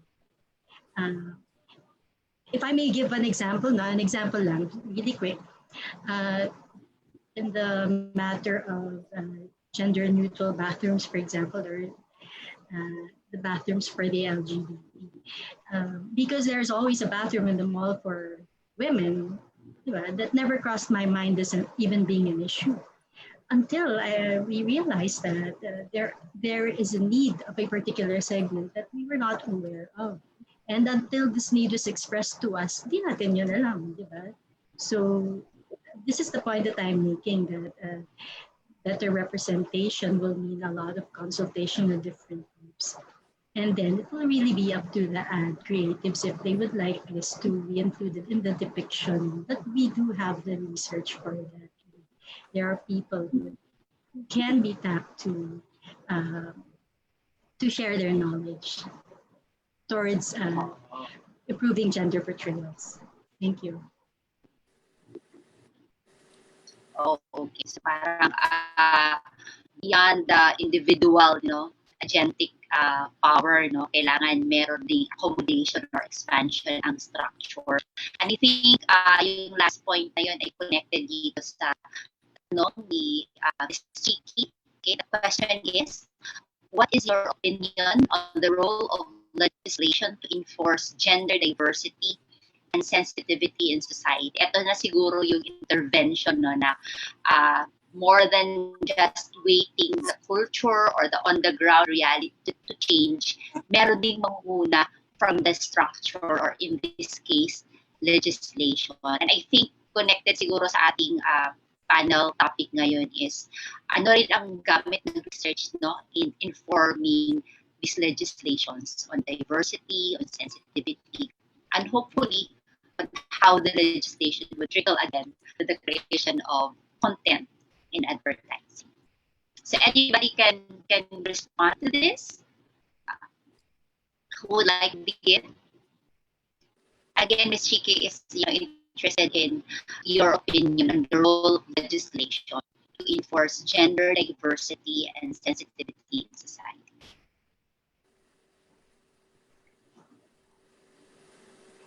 Ayan, si Cindy. Cindy is raising her hand.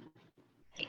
Thank Go you for ahead, the question. Yes. Thank you for the question, Chiki. So I think this is really important because legislation, when there is legislation for this, it really helps to push, or create the conditions for this change to happen.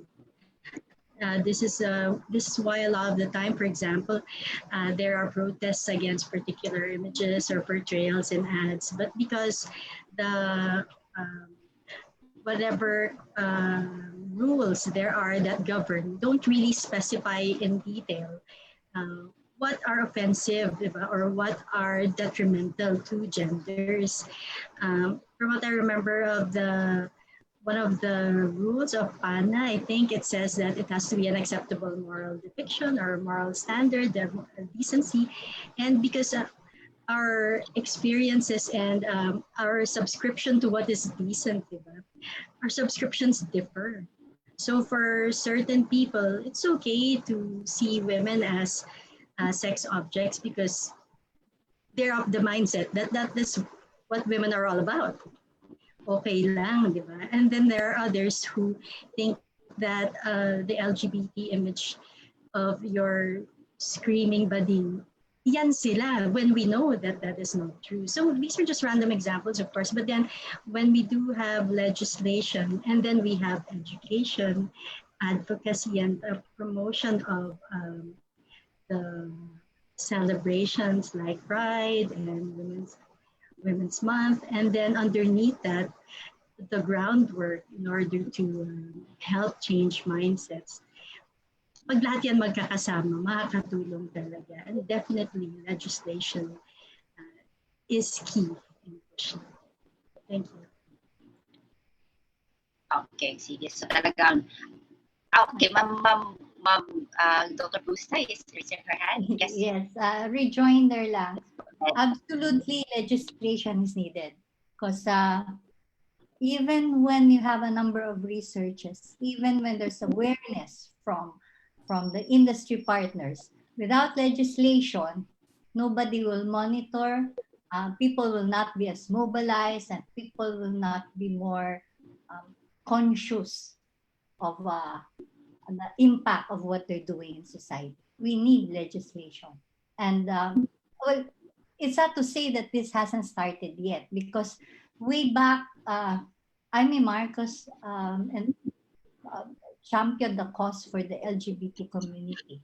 And their party being recognized fully now in society when before they were not. So kailangan mo talaga ng legislation, kasi kung walang legislation, hindi matatakot ng tao, hindi nila alam ang boundaries, which is very crucial. Thank you, Dr. Julia. Okay, thank you. Thank you. Meron ditong tanong. Okay, wait lang. Si Ma Carol. Yeah, just quickly. Okay, all right. The next question is addressed to you and David Voorhees, but please go ahead, Carol. Sorry. Yeah, just very briefly, I'm actually ambivalent about the legislation angle, because I'd like to think that we are self-regulating. Maya from ASC might back me up on that, I hope.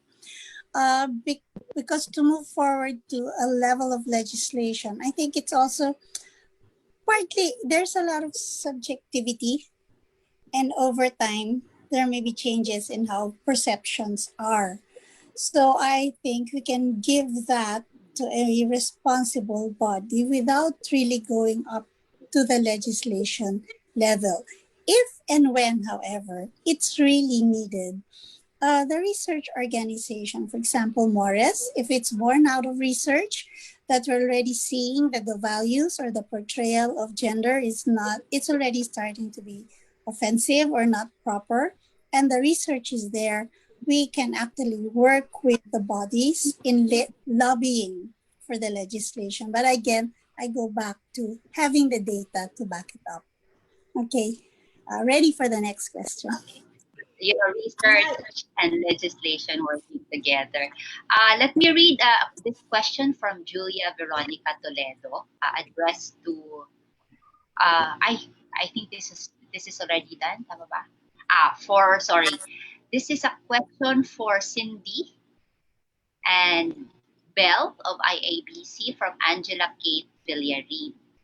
Can we really achieve fairness when it comes to gender topics? Okay, that's a very short but highly complex question. Again, the question is for Cindy of UPDGO and Belle of IABC from Angela Villarin. Can you really achieve fairness when it comes to gender topics? Okay. Parang the ultimate yes, Belle. Okay. Can you hear? Okay ba ako? Can you hear me? Okay. Kasi in our industry, in business comms, no, in which and some of us are also in charge of advertising. What is fairness? I already said earlier, no, talagang may stereotyping, no, and it's hard, okay, to a lot of us are in corporate, so may mga boss kami din na may mga expectations, right? And we have clients. Some of us are in very conservative industries like banking and finance. So very very heritage ang mga mga outlook, no? So, but in terms of the people engaged in business comms, I think it's very it is fair, walang walang limitations. It's in fact hindi lang siya male it's non-binary, is that the term they use now, no? So the people who lead, definitely it's very open, no? And it's like Mr. Guerrero said earlier, in advertising it's 66% women, no? So it's whoever is able, whoever has the talent, that's the person who leads and who is at the helm. But on imaging, on the portrayals, we're still very much affected by society's expectations. So a lot of stereotyping exists. That's why my colleagues nga are saying, dapat yata mag-umpisa na tayong medyo tapusin na yung stereotyping. But that's very brave also. And let's see how it goes. Like you said, what does the research say? How many sexes are there already? No, so in terms of the people manning the helm, it is very open. The industry is very fair, but portrayals very much still what society expects. Yeah. I hope that's a logical answer. Cindy, thank you, Belle. Cindy ata tinatanong, no? This is the very same question. Yes, ma'am, Julian. Well, it's really a challenge because, as ma'am said earlier, no, there are many open-minded people in the many industries around academia. So we certainly had wins. We've made strides forward, and through the years, perceptions have really already changed. So the challenge really, if it comes to, we're talking about advertising, lies in the gatekeepers. So no matter what the research says, if the gatekeeper, if it's management, the creatives, or whoever makes the decision, chooses to up a gender stereotype as a portrayal in order to sell something, then, and the public accepts and buys, di talaga titigil ito. So this is why we continue to work for this. We continue to campaign. Initial education is great, but that's not enough. We need to back it up with our commitment to, di ba masyado bang radical na fair tayo sa lahat ng genders, wag natin silang i-sexualize, wag tayong mag-sexualize ng mga batang babae, wag tayong mag-shame ng mga hindi payat, di ba? Or because such toxic stereotypes aren't just bad for women, they're bad for everyone. For the men who are, when we endorse the idea that only men are the major breadwinners and you have husbands who prefer to stay at home or run a business from home, and then society sees them as, yan, nasa bahay, diba, yung hindi productive. And these are bad for everyone. The goal is always to take care of everyone. Diba? When we go back to that and say, can we sell our products while taking care of all the genders?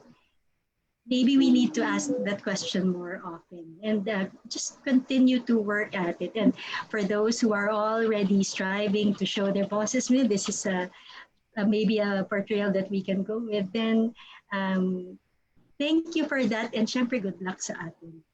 Gawin lang natin ang gawin. Pero talagang challenge. Pero sana, hopefully, we can achieve that in the future. Okay, thank you, Belle and Cindy. Meron tanong dito, no, from Lara Ibiota. Is the audience changing? You know, is the audience changing? At kung nag-change ba ang audience, nauuna ba ang pagiging progressive ng audience? Magkatapat na sila doon sa evolution na nangyayari sa advertising. Any, response from our discussants?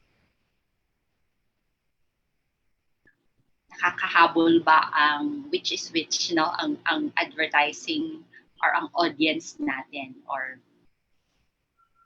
anyone? Can I venture an answer? Yes. Yes. As was stated a while ago by our keynote speaker, media's role among its different roles is to mold how society thinks. It influences the behavior of society. So when it comes to advertising plays an important role in changing the audience. Sa tingin ko, yun yung push eh. The role of media and advertising is what changes the behavior of the audiences. That is why all these issues are being addressed by people who communicate and the platforms for communication. Kasi ganun ang nangyayari. Thank you, Sir Reggie. No? Merong follow-up question. I will just, add on to the emphasis on research. Ano kaya ang role ng research in the conversation among advertising industry executives, creatives, no? Gender advocates in, say, the NGO and government, and then the academe. Parang sa akin as a research enthusiast, no? I would like to say that the research is the tie that binds. Okay? How do you see research, the role of research in the binding of these sectors, in the diversification of representation? Dagdagan pa natin ang legislation kanina na nabanggit na lang. Anybody who would like to respond to that? Me. Okay. Yes, Carol. Well, yes, I would agree. I agree with you that research is the tie that binds, because our role really as researchers is to get the information and generate the insights from that. And whatever the issues are seen to be necessary and have to be addressed to be able to come up with the new strategies or policies or guidelines, we have to make sure that these are properly databased. So for example, we are commercial researchers, but we also work on social research. And anything that can be studied, it's not only just purchase or brand behavior, not just marketing issues, but even in terms of mindsets, needs, or values, it's something that we all can work on together just to make sure that whatever we want to communicate to the public is also what they're taking away from what we are communicating to them. Kailangan nagmamatch. Kung ano yung gusto natin ituro sa kanila, kung hindi naman nila naintindihan at natututunan, then we have to do more to institute or to start a change in attitude towards genders and more receptivity towards different types of advertising that should be acceptable across different kinds of populations or consumers. May I build on that? Yeah. May I build on that? No. Totally agree on the importance of research and the importance of how you communicate it. Sometimes it's so difficult to understand. That I'm a research user more than anything else. I'm taking anthropology that makes me very quali. I'm finally doing my thesis proposal, Cindy, and I'm doing my research on the concept theories, and it's so crazy to understand. So how do you now laymanize it? How maybe I think advertising and everyone else in the academe can make it more relevant in the way you communicate the research that's available out there. Because it's not easy to understand, especially the technical writing that goes behind it. Of course, theory and concepts are very important. Otherwise, it's what he says, she says, it becomes anecdotal. I totally, again, as now that I'm taking my master's, I totally agree on the importance of research to validate everything else. But we see the challenge in being able to communicate it well. Now, I think academe and advertising can work on that together. and be able to tell the story correctly and clearly so we can use it and build our campaign or advocacy on it. Wow, okay. Wow, sige, nasa thesis level na pala si Chiki. Yes.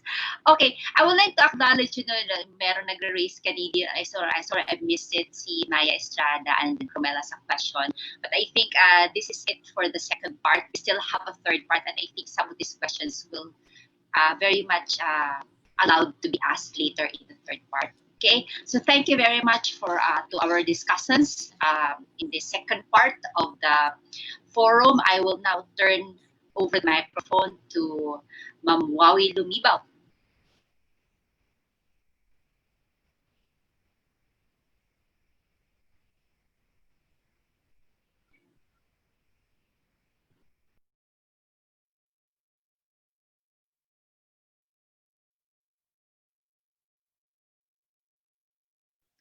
I think you're on mute. Wawi, do you don't have audio? There you go. Sorry for that.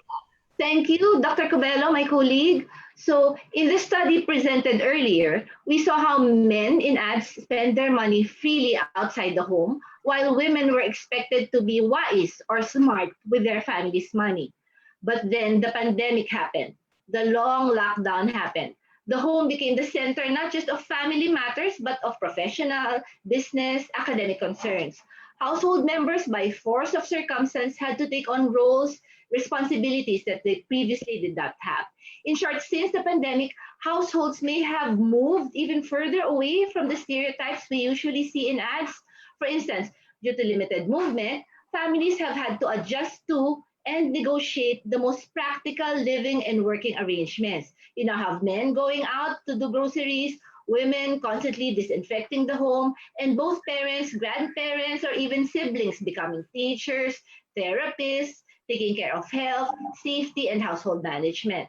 So aside from social changes, there are also added economic burdens for families who may have had to deal with job displacements or business losses. So virtually all the members of the family have to pitch in when it comes to augmenting household income. So for this segment, moving forward, we want to know how possible changes in the new gender dynamics, not just in society, but in the ad industry itself, may translate to the representation and portrayal of gender in advertisements. So first, let me call on Ms. Maya Estrada, the Operations Manager of the Ad Standards Council, to share with us her thoughts. So you have the virtual floor now, Maya. Thank you very much, and good afternoon to our audience and my co-panelists. I'd like to start by introducing the Ad Standards Council, and it is the self-regulatory body of the industry.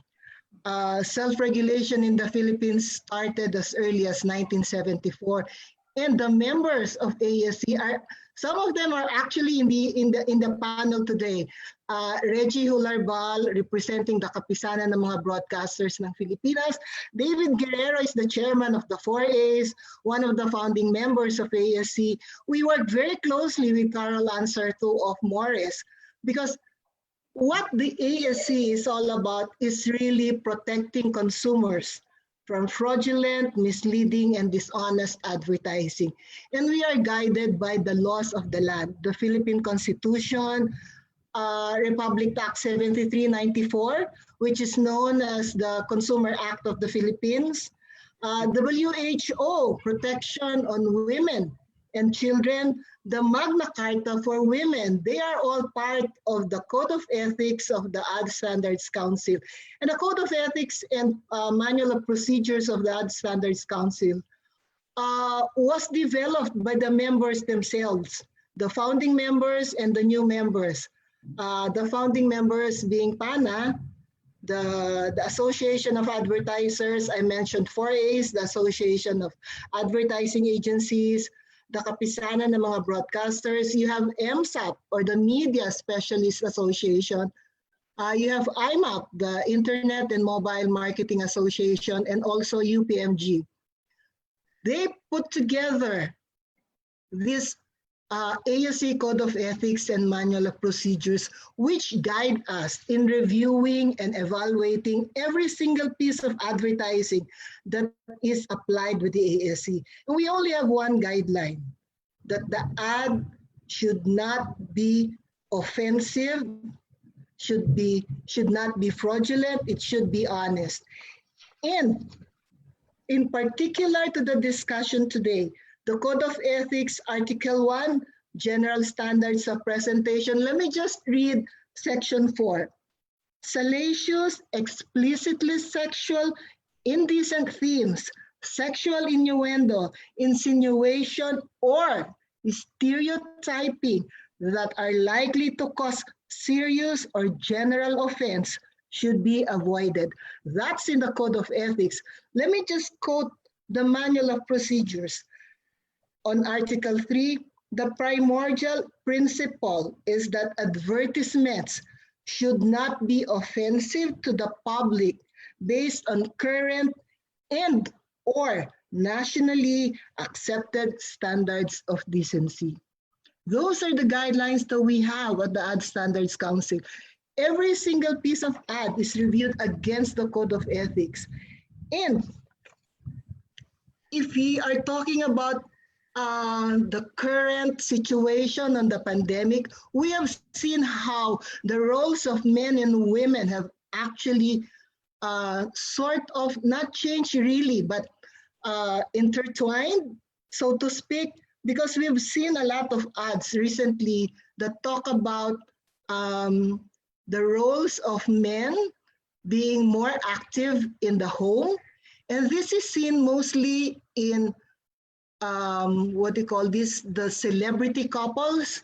You have the very famous celebrity couples of the Dantes couple, the Solen and her husband, and all the other celebrity couples wherein the husbands are very actively involved in raising the children. They're very active in the homes. And in this pandemic also, we have seen how women were actually more actively shown in the ads, primarily because they are the more caring. I hope I'm not offending the males in the audience or the males in the group. They are seen as caring, and that to me is a very positive note. It was never negative in that sense. And what are we doing at the Ad Standards Council in this current pandemic to protect consumers from fraudulent and misleading advertising? There is always the message about, COVID-19, the virus, and so on and so forth. There is no cure yet for COVID-19. So the only thing that an advertiser can mention is killing the virus, but not COVID-19. Okay? And as far as women are concerned in the ads, we have also seen how social media has been very actively involved in telling the advertiser, hey, your ad is offensive. I'm not sure if you remember this ad of a whitening product wherein, a fair-skinned female is more attractive, goes higher up in the corporate ladder because she was more fair-skinned than one of being a kayumanggi. Those ads were actually pulled out by the advertisers simply because there has been a lot of backlash. That's how powerful the audience is in terms of telling the advertisers and the ad agencies that your message is offensive. And if I may just digress a little. There was a question earlier on legislation, and Carol, one of the officers of Morris that the Ad Standards Council works closely with as far as substantiating any support or all support that are submitted to Ad Standards Council. We have been self-regulatory since 1974, I mentioned. And another legislation, I believe, is not going to help, because who better to legislate the ads than the people who are doing it themselves, than the people who are actively doing the ads. And if there's anything that we know very sure of in the Ad Standards Council is one competitor, one sector of society watches the ads. They watch the ads very, very actively, and they tell us, they tell the advertiser, you are offensive. You are not truthful, you are misleading. And that's the reason why we at the Ad Standards Council are very careful whenever we review ads. They have to be properly substantiated. They have to be within the norm. They have to be honest, truthful, and not offensive at all. Is that 3 minutes? I'll answer some questions later after my 3 minutes. Thank you. Okay. Thank you so much, Ms. Maya. Thank you for emphasizing the codified code of ethics for advertising for the industry, and also for emphasizing that there are monitors in place for yes. Yes. There's a lot of interest in your short talk. We already have a question which maybe you can address later. But in the meantime, let me welcome Attorney Rudolph Steve Hularbal from the KBP. Please, now you have the spotlight, sir. Thank you, Ms. Lumibao. Magandang hapon sa inyo lahat. Let me first congratulate the organizers of this event. It's a very interesting event, and we're happy to participate. But going now to our assignment, and I use our because if you talk of broadcast and the advertising industry, you necessarily have to link us with the ASC. Para kami magkadikit ng bitukan ng ASC. No advertising material is aired on radio or television unless it passes through the Ad Standards Council, because the KBP, being the self-regulatory organization of the broadcast industry, also in the exercise of self-regulation, co-founded the ASC. But the question is, has the pandemic changed the dynamics in the advertising/broadcast industries?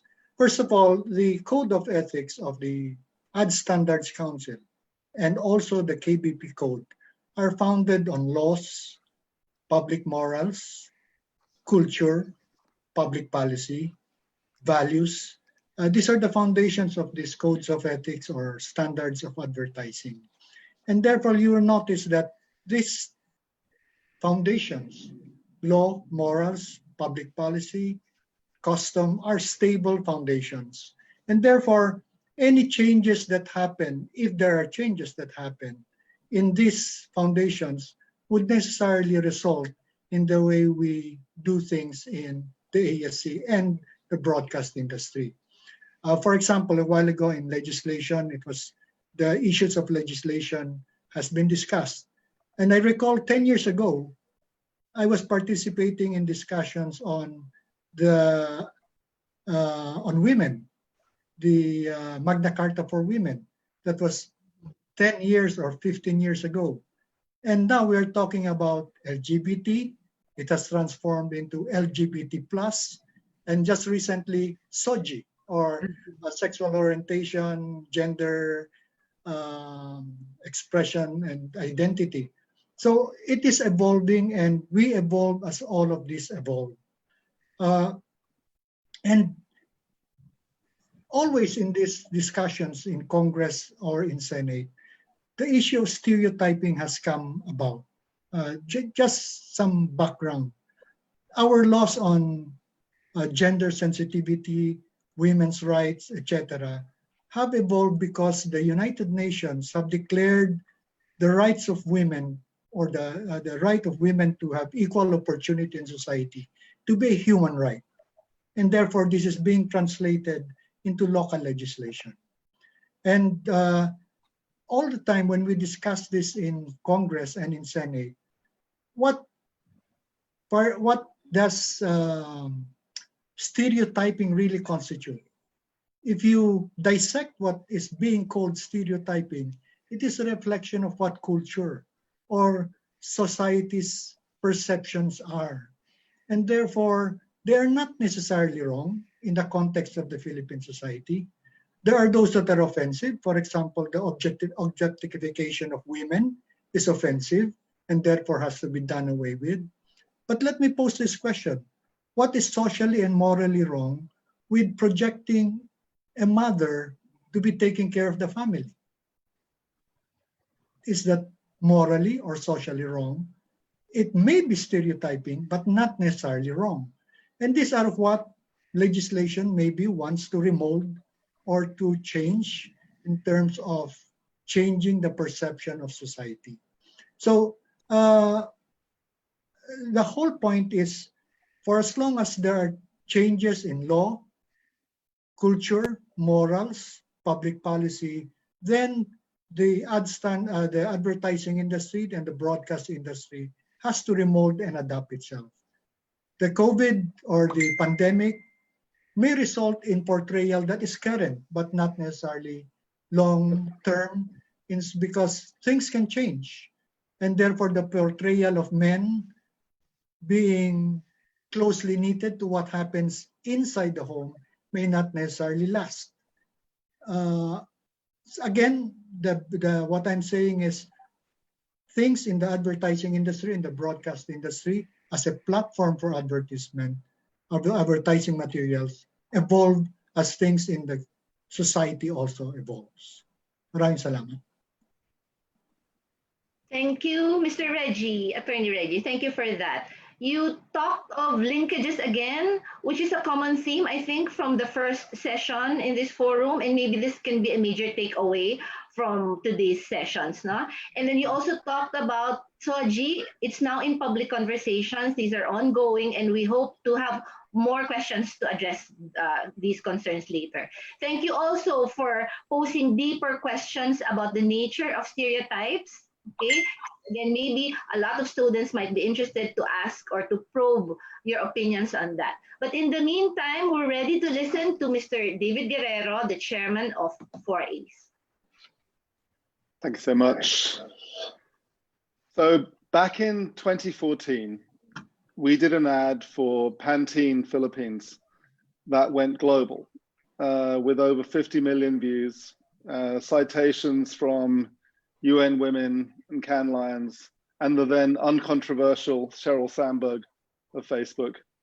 And the ad was called Labels Against Women, and it articulated the unconscious bias and judgments that women face when they do the same things as men. So, for example, a man giving a speech was labeled as persuasive, whereas a woman doing the same thing was labeled as bossy. Or a woman working from home, and aren't we all nowadays, was labeled as selfish, whereas a man was labeled hardworking, and so on. And you know what this ad did was bring out these it articulated something that people knew was unfair and knew was a something that was an inbuilt bias in society. And the reason that got so much traction, and the reason that went around the world and got seen by so many people, is because it was able to articulate something that people felt was true. And as a result, that ad, I think we quoted it in the case film, resulted in increased sales for the brand, and it was successful for them. So, this is a case where doing the right thing gets great results for the brand. And this is and I guess what I'm here to advocate is that we talk about advertising being, having harmful portrayals, but actually advertising can play this incredibly positive role and can benefit brands and consumers and all stakeholders to sort of make the world a better place. Anyway, this ad led directly to the creation of a set of awards in Cannes. Cannes Lions is the bellwether of our industry. It's like, if you're academics looking for data points, look at canlions.com. That has a database of all the ads made around the world that people think are worth entering into awards, about 40,000 ads a year. And there's a section called the Glass Lions, which was established in 2015, which is particularly devoted to work that consciously sets out to break gender stereotypes of all kinds. And in 2018, I was invited to sit on the jury of that award and sit in judgment on a variety of initiatives and cases from around the world, which talks about everything from removing misogyny from video games by getting male video game players to play under female names and for them to experience firsthand what it's like to be a female gamer and be sort of attacked for that. We had one case where there was a kind of sexist magazine that people got together and to buy and then closed it down. So there's a huge amount of energy around the world devoted to breaking down stereotypes and sort of tackling irrational taboos and sort of leading towards a more rational understanding of how things should be and how to create equal opportunity and to create a world of greater fairness. The year that I was judging it, the Grand Prix went to some groundbreaking work from the UK, which showed that by normalizing menstruation, by taking away the typical lab setting and blue liquid being poured on sort of whatever thing, which is so far away from the real issues in people's lives, they could actually again from a small brand in the market get an outsized share of attention and benefit commercially from doing good. And if you search for Blood Normal by Libresse, you'll be able to see the work that I'm talking about, and you can see the kind of things that are kind of pushing the boundaries in societies like the UK. So when you look at that case, you'll see the brand had to endure a significant number of haters. Okay, so this brand went out there with this message, knowing that some people would hate them for it, and they got men hating them and saying, you're disgusting, your brand is terrible. But they had in fact, they had a far greater number of brand advocates. So they had people coming out saying, finally, someone's talking sense, someone's talking, is actually tackling the real issues around this. And they made the calculation that the love that they would get from the brand advocates would far outweigh the kind of haters. And I think you're seeing, the real issue, I think, here when we're talking about this kind of work is that kind of confrontational approach is anathema, not just here, but probably across Asia.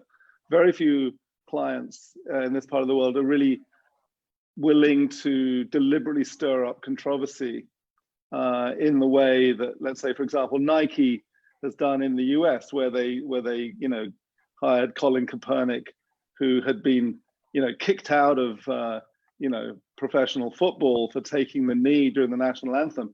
They hired him as a brand advocate and had people across the Midwest burning their shoes and saying they'll never buy Nike again.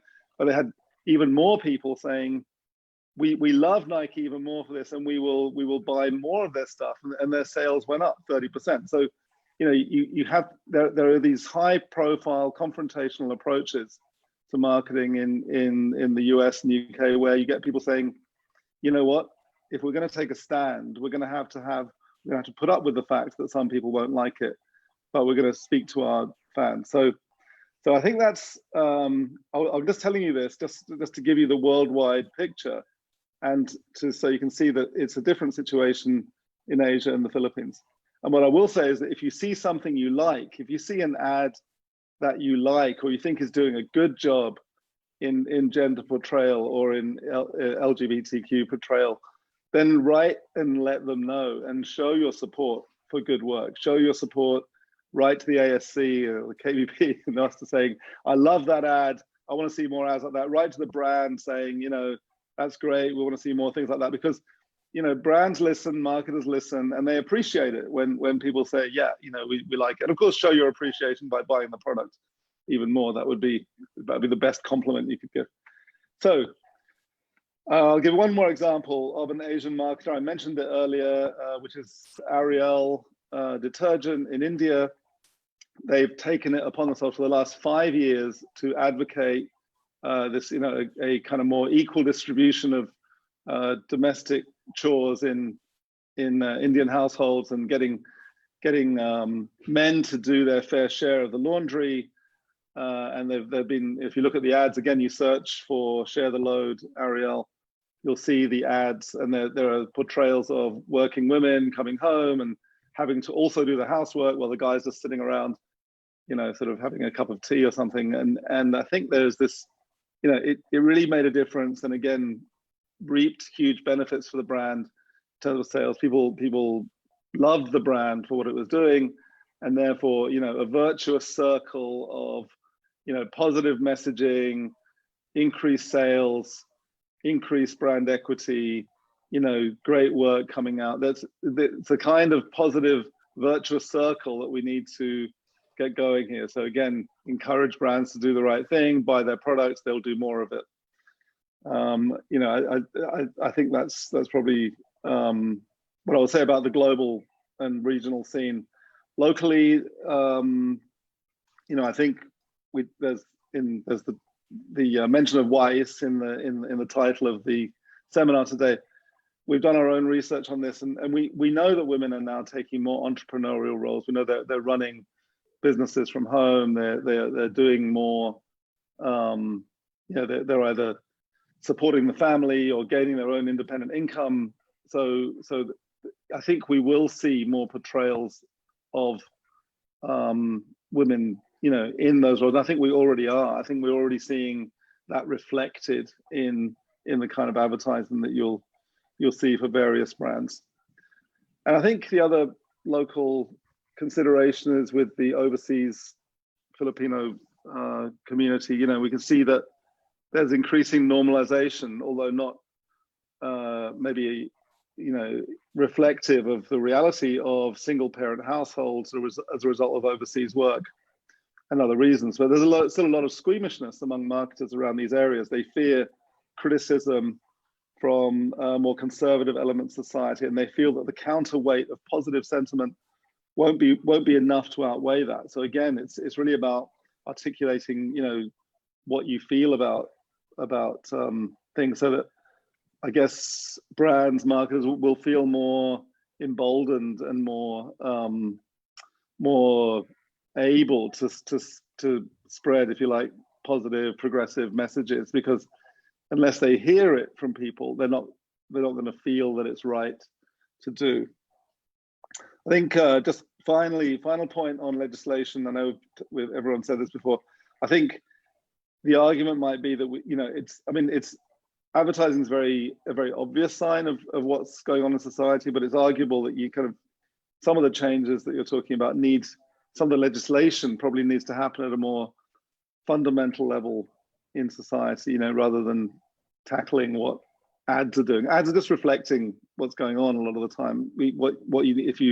Some of the changes need to take place at probably at a deeper level. And finally, I will also say that in an era of a lot of misinformation, disinformation, and fake news, ads are far better vetted and checked than news reports. And you'll actually, you know, you'll actually can rely on an ad to a far greater extent than you can, you know, a lot of the fake news that's out there. So you know, that is just, you know, because advertisers are contactable.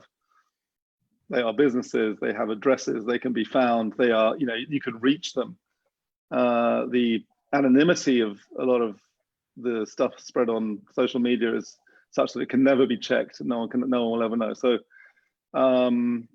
yeah, I think that's really about, it is a responsive and responsible business. You'll be amazed, even one letter of complaint gets read and talked about at in companies. I mean, don't think that your voice is not powerful. Your voice is very powerful. People want to hear from you. They love hearing from you. They sometimes are scared they hear from you. But real letters from real people make a difference. Real comments on videos and posts. You know, again, it can get a bit lost, but people are looking, people are listening, and you know, we are probably more responsive and more responsible as a business now than ever. But you know, it takes it's a dialogue, and increasingly it's a dialogue that we want more participation in. So that's my 2 cents on this. Look forward to a discussion. Thank you, David, for emphasizing the need for feedback. And in that sense, I would just like to say that I love the Pantene ad you were talking about. It's called, I think, Labels. I think that's the name of it. It's a fantastic piece of work. No? I also like to mention that you already said there's a positive role of advertising in the way that it can start or mobilize controversial conversations about social issues, bigger issues than what the ad actually started talking about. But maybe we can start, Ms. Maya, by you answering one of the questions posted here on the Zoom chat. No? What opportunities are there, Ms. Maya, to broaden this talk about more stereotypes that cause harm, including economic harm, instead of stereotypes that cause offense? Maya? Yeah. Before I answer that, can I just add something to what David mentioned earlier about you can trust the ads more than you can trust the news or the fake news out there. You can trust the ads that pass through ASC, definitely, because no ad or no claim, nothing in the ad will be approved by ASC if there is no support to it, if there is no consumer study, if there is no clinical study, if there is no laboratory study that goes or that was submitted to ASC before it gets its fair share in whether in digital or broadcast. So you can trust whatever it is that we approve at the Ad Standards Council. Now, going back to your question, can you say that again, please? How can we broaden this to talk more about stereotypes that cause harm, including economic harm, instead of stereotypes that cause offense? I guess one of the ways indirectly that this is being taken into a wider audience is there are, and I mean no disrespect to my professors at the UP IMC Institute of Mass Comm pa yun no, nung time ko, ngayon College of Mass Comm na. There are a lot of practitioners who are now teaching in most of the universities.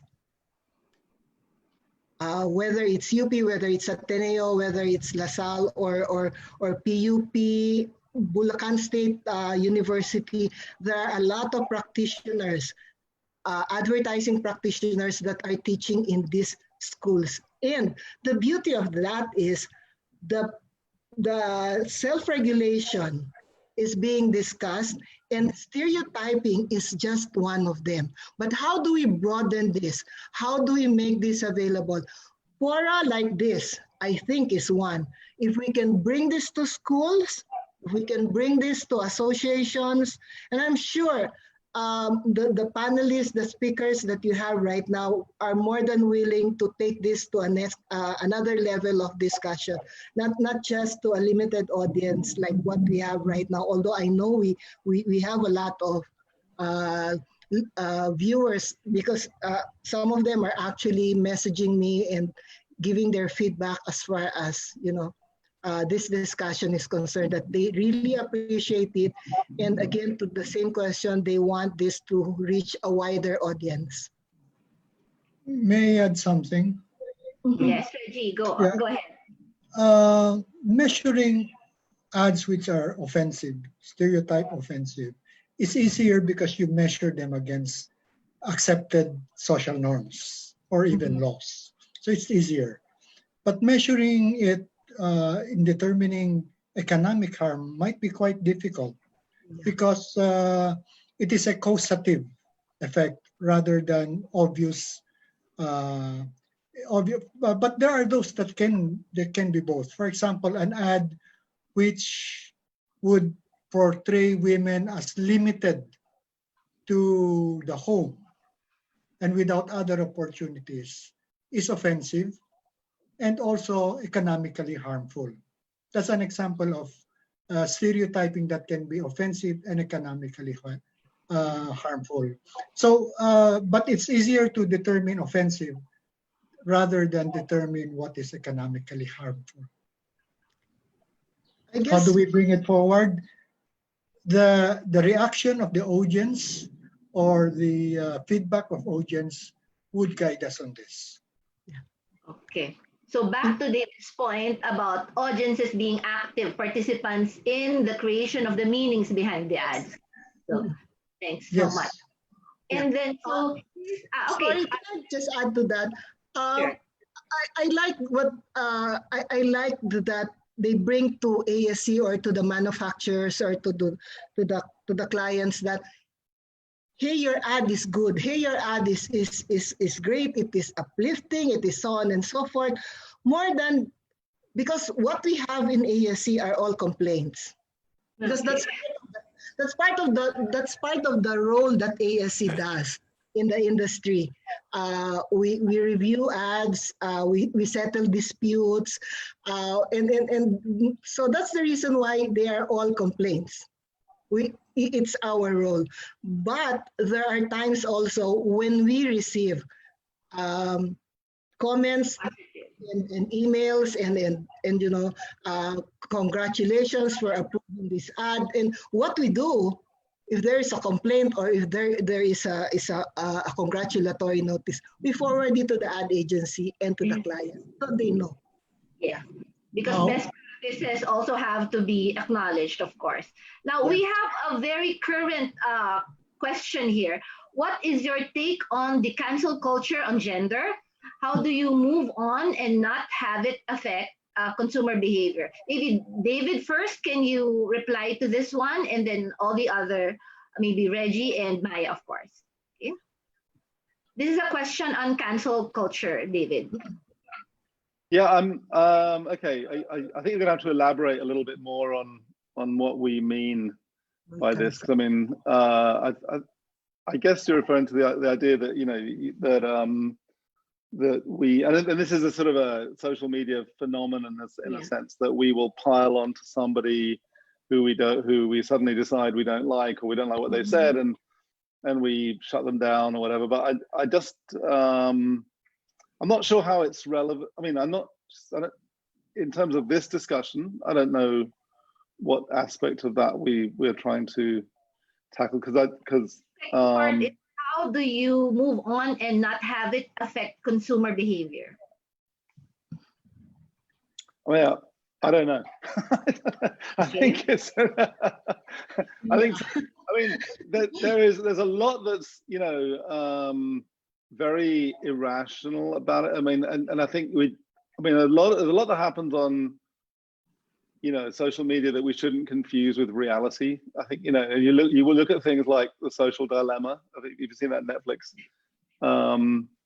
series. You look at The Great Hack. I mean, we should be very careful about equating people's presence online, their online sort of persona, and with the kind of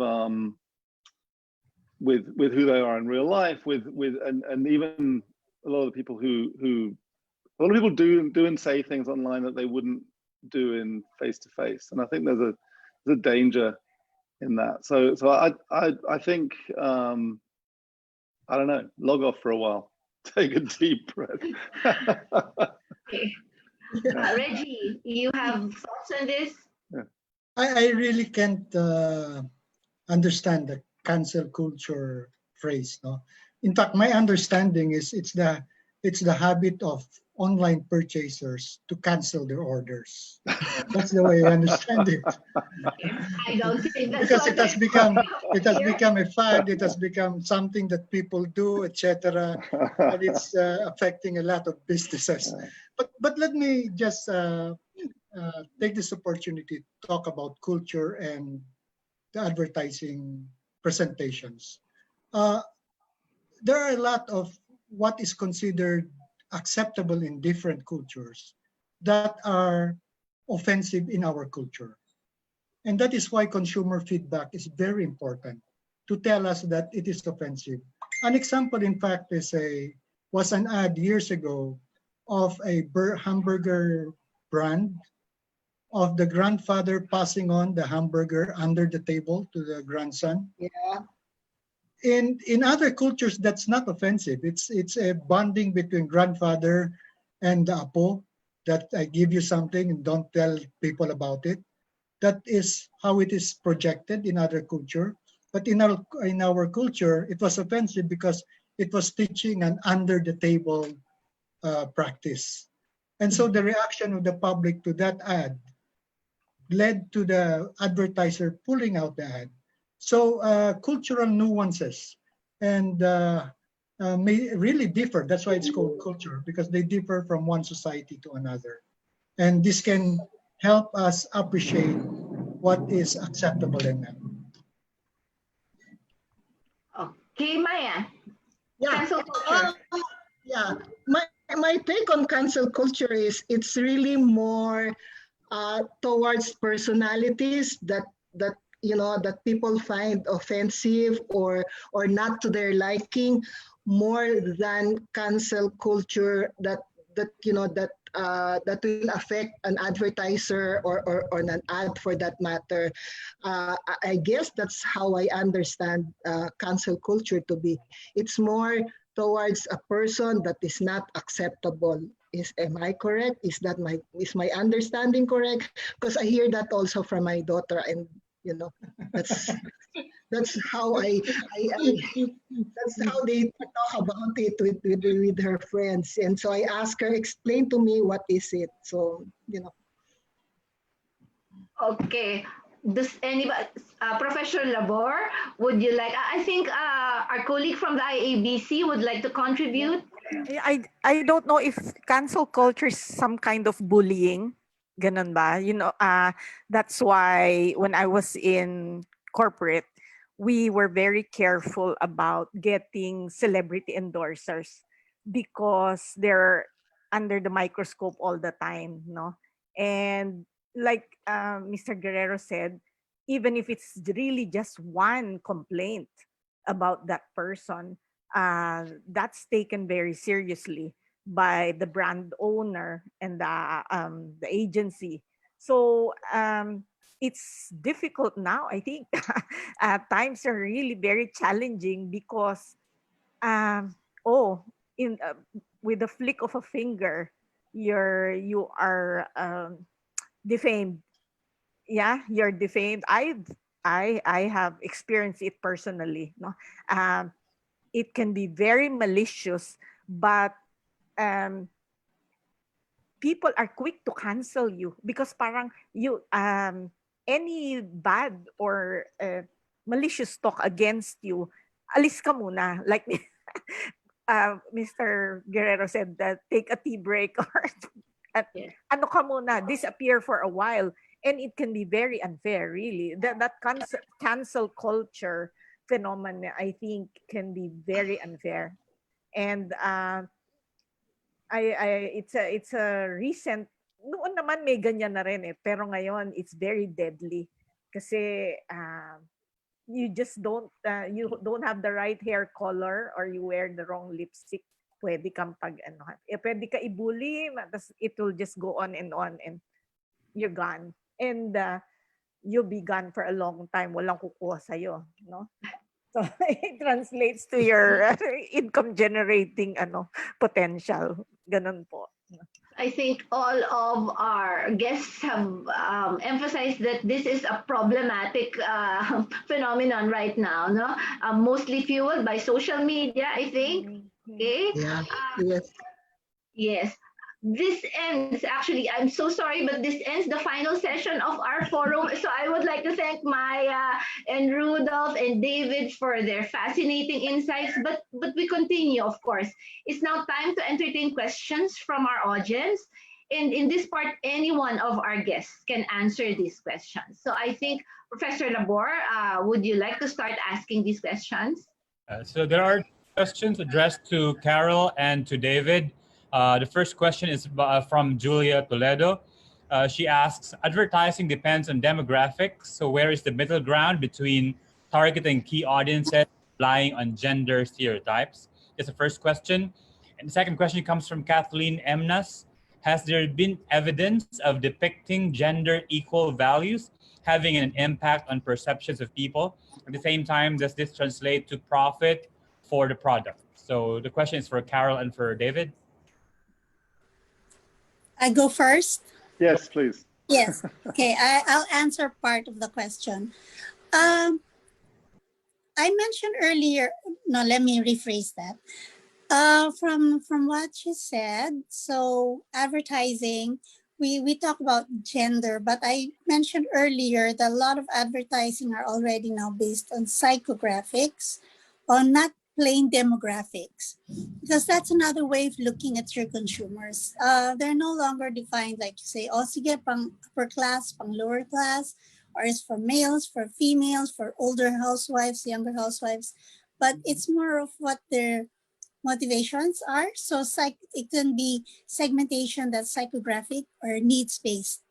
So that's how you talk to them in the advertising. Then what was the other question? I missed it up.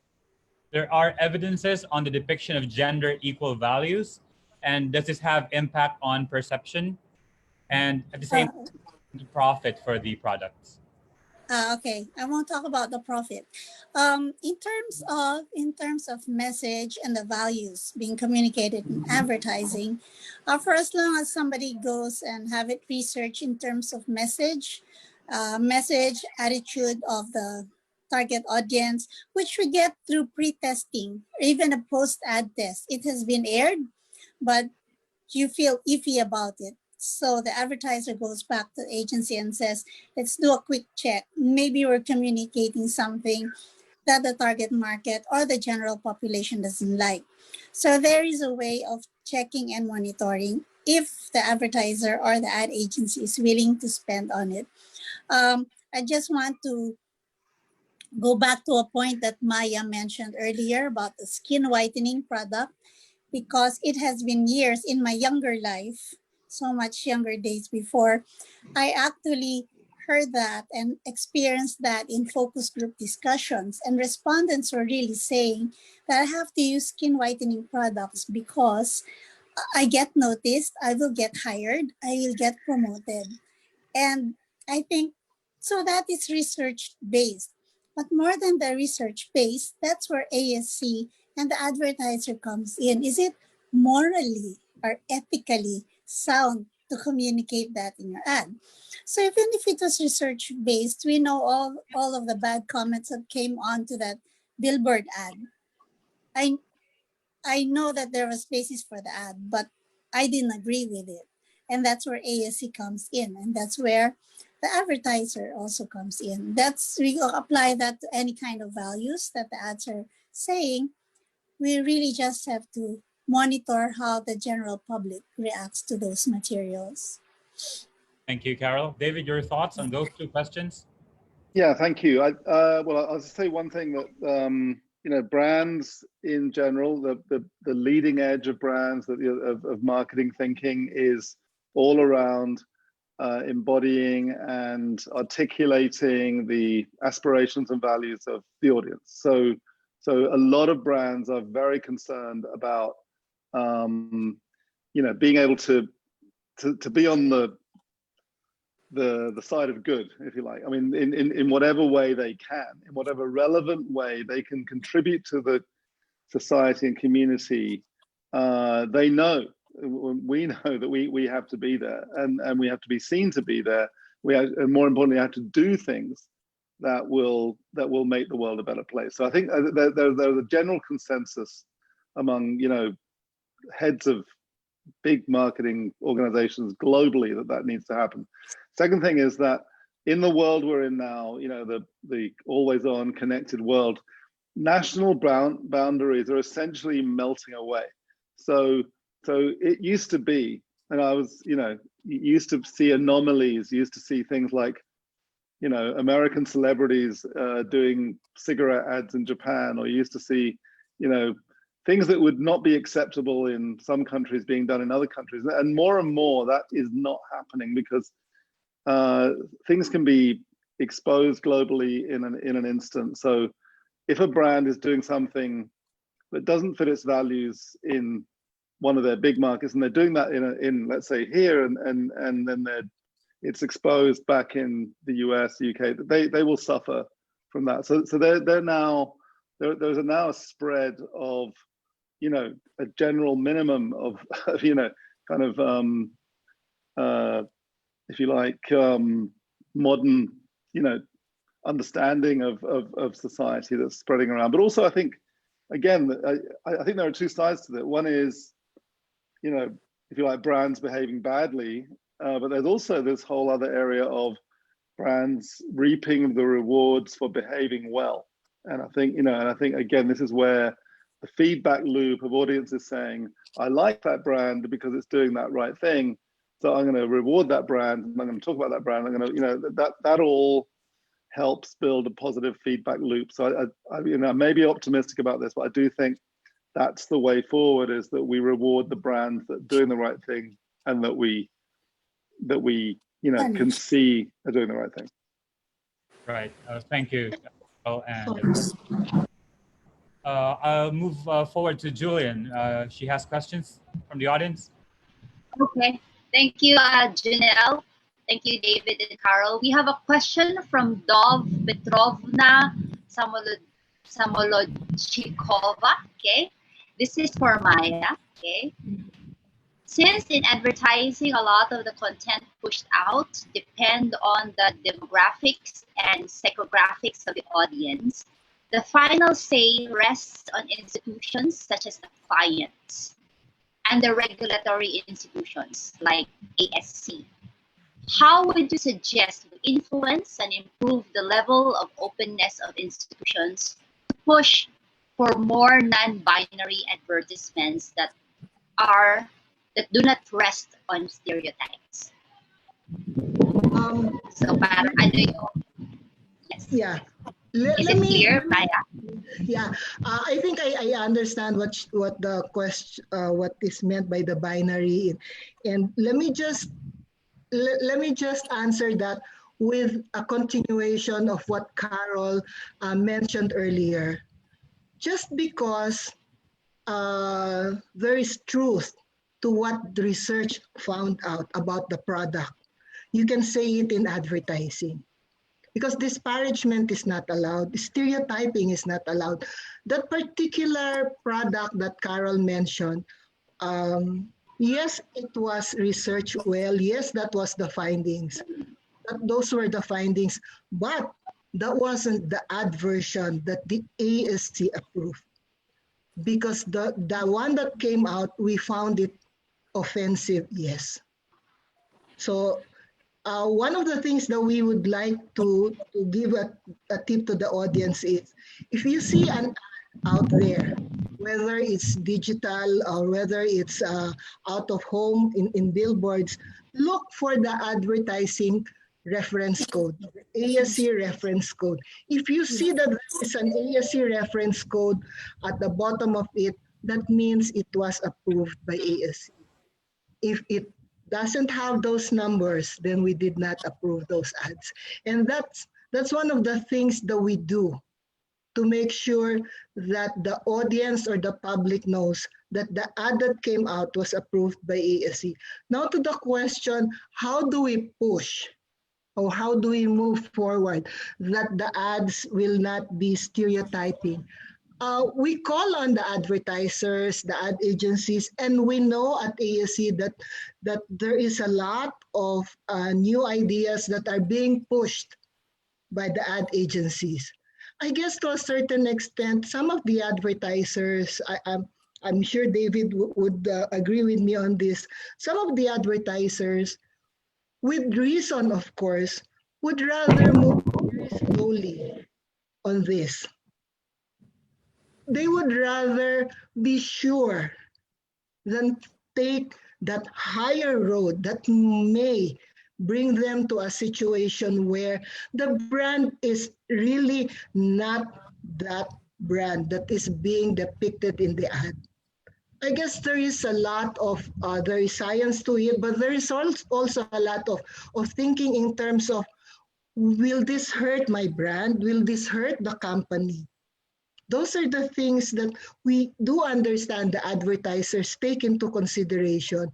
Why maybe the steps are slow, maybe they are baby steps, but they are moving forward. And we have seen that in the ads that we have been reviewing in ASC.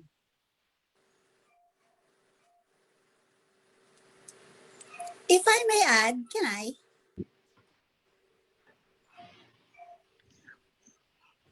Hello?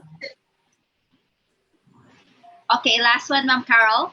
Yeah, it just brought to mind an ad that we tested before, quite a number of years ago. It's for a condom, okay? So we tested an ad in Manila, in one city in Visayas, and in one city, well, actually it was Pampanga. And the ad was showing a mestiza girl, and the boy was dark skinned. Okay, short, hindi matangos ang ilong. Then the girl was mestiza, pretty. You know, the ad didn't do well. It did well in Manila, fine, no problem. But in Visayas, it didn't do well. And I read up on sociology books and to find out that in that particular area, sanay ba yung mga aristokrata? So pag mestiza ka, you cannot associate with yung moreno na mukhang worker sa field. So that's why they didn't like the characters cast in the ad. And similarly, in the other province, the reaction was almost like that as well. Kasi uso sa kanila, kailangan pag maganda yung kasama. Yung mga posturyoso. So there are elements of ads which, if we didn't test that ad and the client aired it nationwide, this was meant for nationwide airing, it wouldn't have received the same kind of consumer reaction if it was just tested in Manila.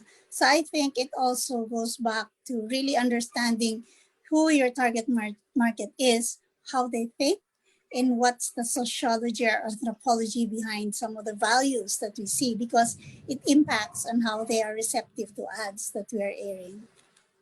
That's all.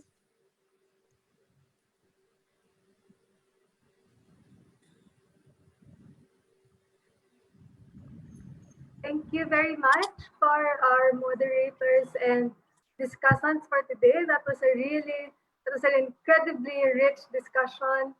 We've tackled a lot of topics, answered a lot of questions, and we're happy to see the people engaging in our comment section. They appreciate that we have all these people talking about gender in advertising. We have academics, we have people from ad agencies, we have researchers, executives, and everyone. So thank you again po for joining us this afternoon. And Facebook is telling us we reached almost 7,000 people, about 7,000 people today. At some point, we had 300 live viewers with over 2,000 engagements. So congratulations to all of us. And for a full presentation of the insights raised in today's fruitful discussions, we would love to share them with you in a virtual roadshow where our team can get to discuss today's findings more closely with your organization. So if you are interested in hosting us in a virtual roadshow, please email us at pacmrinc@gmail.com. That email address is also in our page description. So if you wish to make sure, you may check also the live stream later for this slide, just in case. Again, don't hesitate to email us, discussants and audiences alike, for inquiries on how we can share the insights of today's discussions with you. And also a reminder, to be given a certificate of participation in today's forum, please be sure to answer our evaluation form through this link flashed in the slide right now, which we will also be posting in the comments and the PACMRI page after the event. So please remember that only those who have both pre-registered and answered the evaluation forms will get certificates. The form will be active until 11:59 p.m. today, September 23, Wednesday. Again, please answer both forms to get a certificate of participation. And as with all good things, today's forum is now drawing to a close. And to deliver our closing remarks for our virtual public forum, we are glad and honored to have the CEO of Investing in Women, Dr. Julia Newton-House. Dr. Newton-House joined Investing in Women in November 2016, and after spending 9 years as CEO of CARE Australia, one of Australia's largest humanitarian and development organizations. At CARE, she led the strategic focus on gender equality and women's empowerment across all programming and oversaw a significant increase in donations to the organization. Over her career in international development, Dr. Newton-House has held various senior positions, including Assistant Director General in Australian Aid and Advisor at the Board of the World Bank. Her board memberships have included the Australian Council for International Development and CARE International. She is a Westpac AFR 100 Women of Influence Award winner in 2013, member of the General Division of the Order of Australia, awarded in 2014, and former Telstra ACT Businesswoman of the Year 2013. Colleagues, we are glad to present to you the CEO of Investing in Women, Dr. Julia Newton-House. Thank you so much. And what an interesting afternoon. It's just been such a pleasure to hear insights from all of you. So it's my great pleasure to have a few moments to say thank you. And of course, a big thank you to the University of the Philippines Gender and Advertising Research Team for leading the really important discussion today on the intersections between gender norms, advertising, and the shifts in the economic and media landscape that have happened because of COVID-19. I would really like to thank each of our panel speakers, and what a wealth of knowledge and experience you brought. Thank you so much, Enrico, Cindy, Chiki, Maya, David, Rudolph, Rommel, Gwynetha, Carol, and Belle. You know, you've been very generous in sharing your expertise and insights and really making this afternoon a valuable experience for so many of us and a very large audience.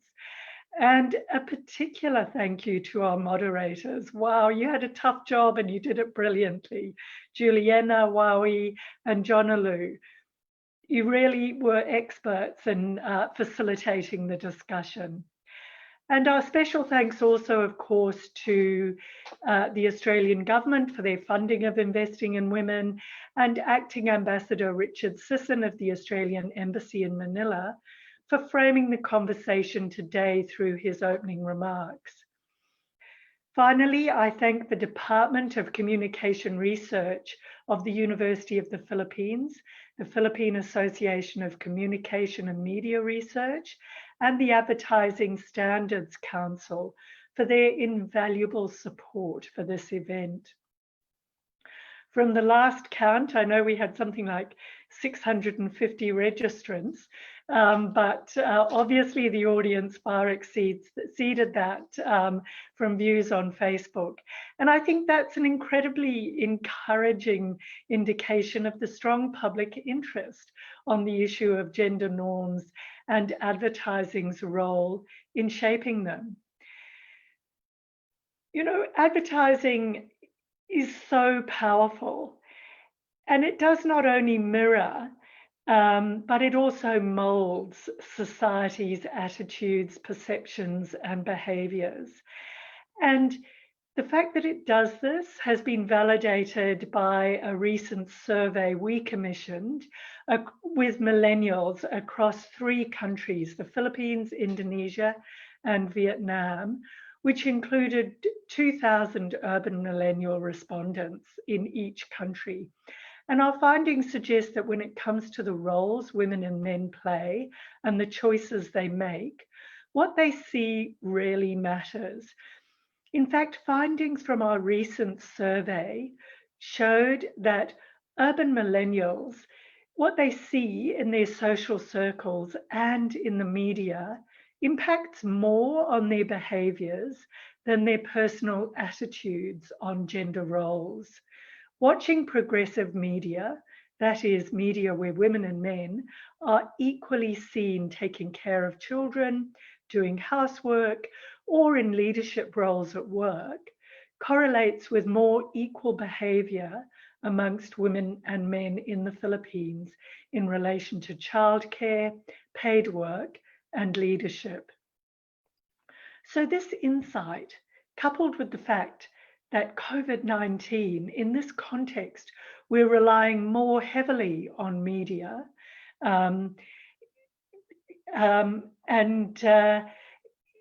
for our social circles, it shows how important it is for us to really think about how women and men are portrayed in advertising. It also makes business sense for the advertising industry to be more attuned to how consumer perceptions, attitudes, and behaviours towards gender roles are shifting. One of the most common arguments we hear about gender stereotyping in advertising is that it's demand-driven, that adverts simply follow the market. But there's mounting evidence that the roles women and men play at home and at work are changing. And I hope the discussions today prompt the industry to ask, are we attuned to these shifts, or are we stuck with our own assumptions on how consumers think and behave? So I'd like to leave you today with these questions, and also to the strong evidence that more gender equal behaviour and attitudes leads to stronger economic growth, more inclusive economic growth, and better business outcomes. There's a lot at stake in gender equality. So I hope this will just be a start of a conversation about how more empowering and more truthful portrayals of gender in advertising is not just the right thing to do, it's also the smart thing to do. Thank you so much for this opportunity to listen to your wisdom and to participate in the forum. Thank you.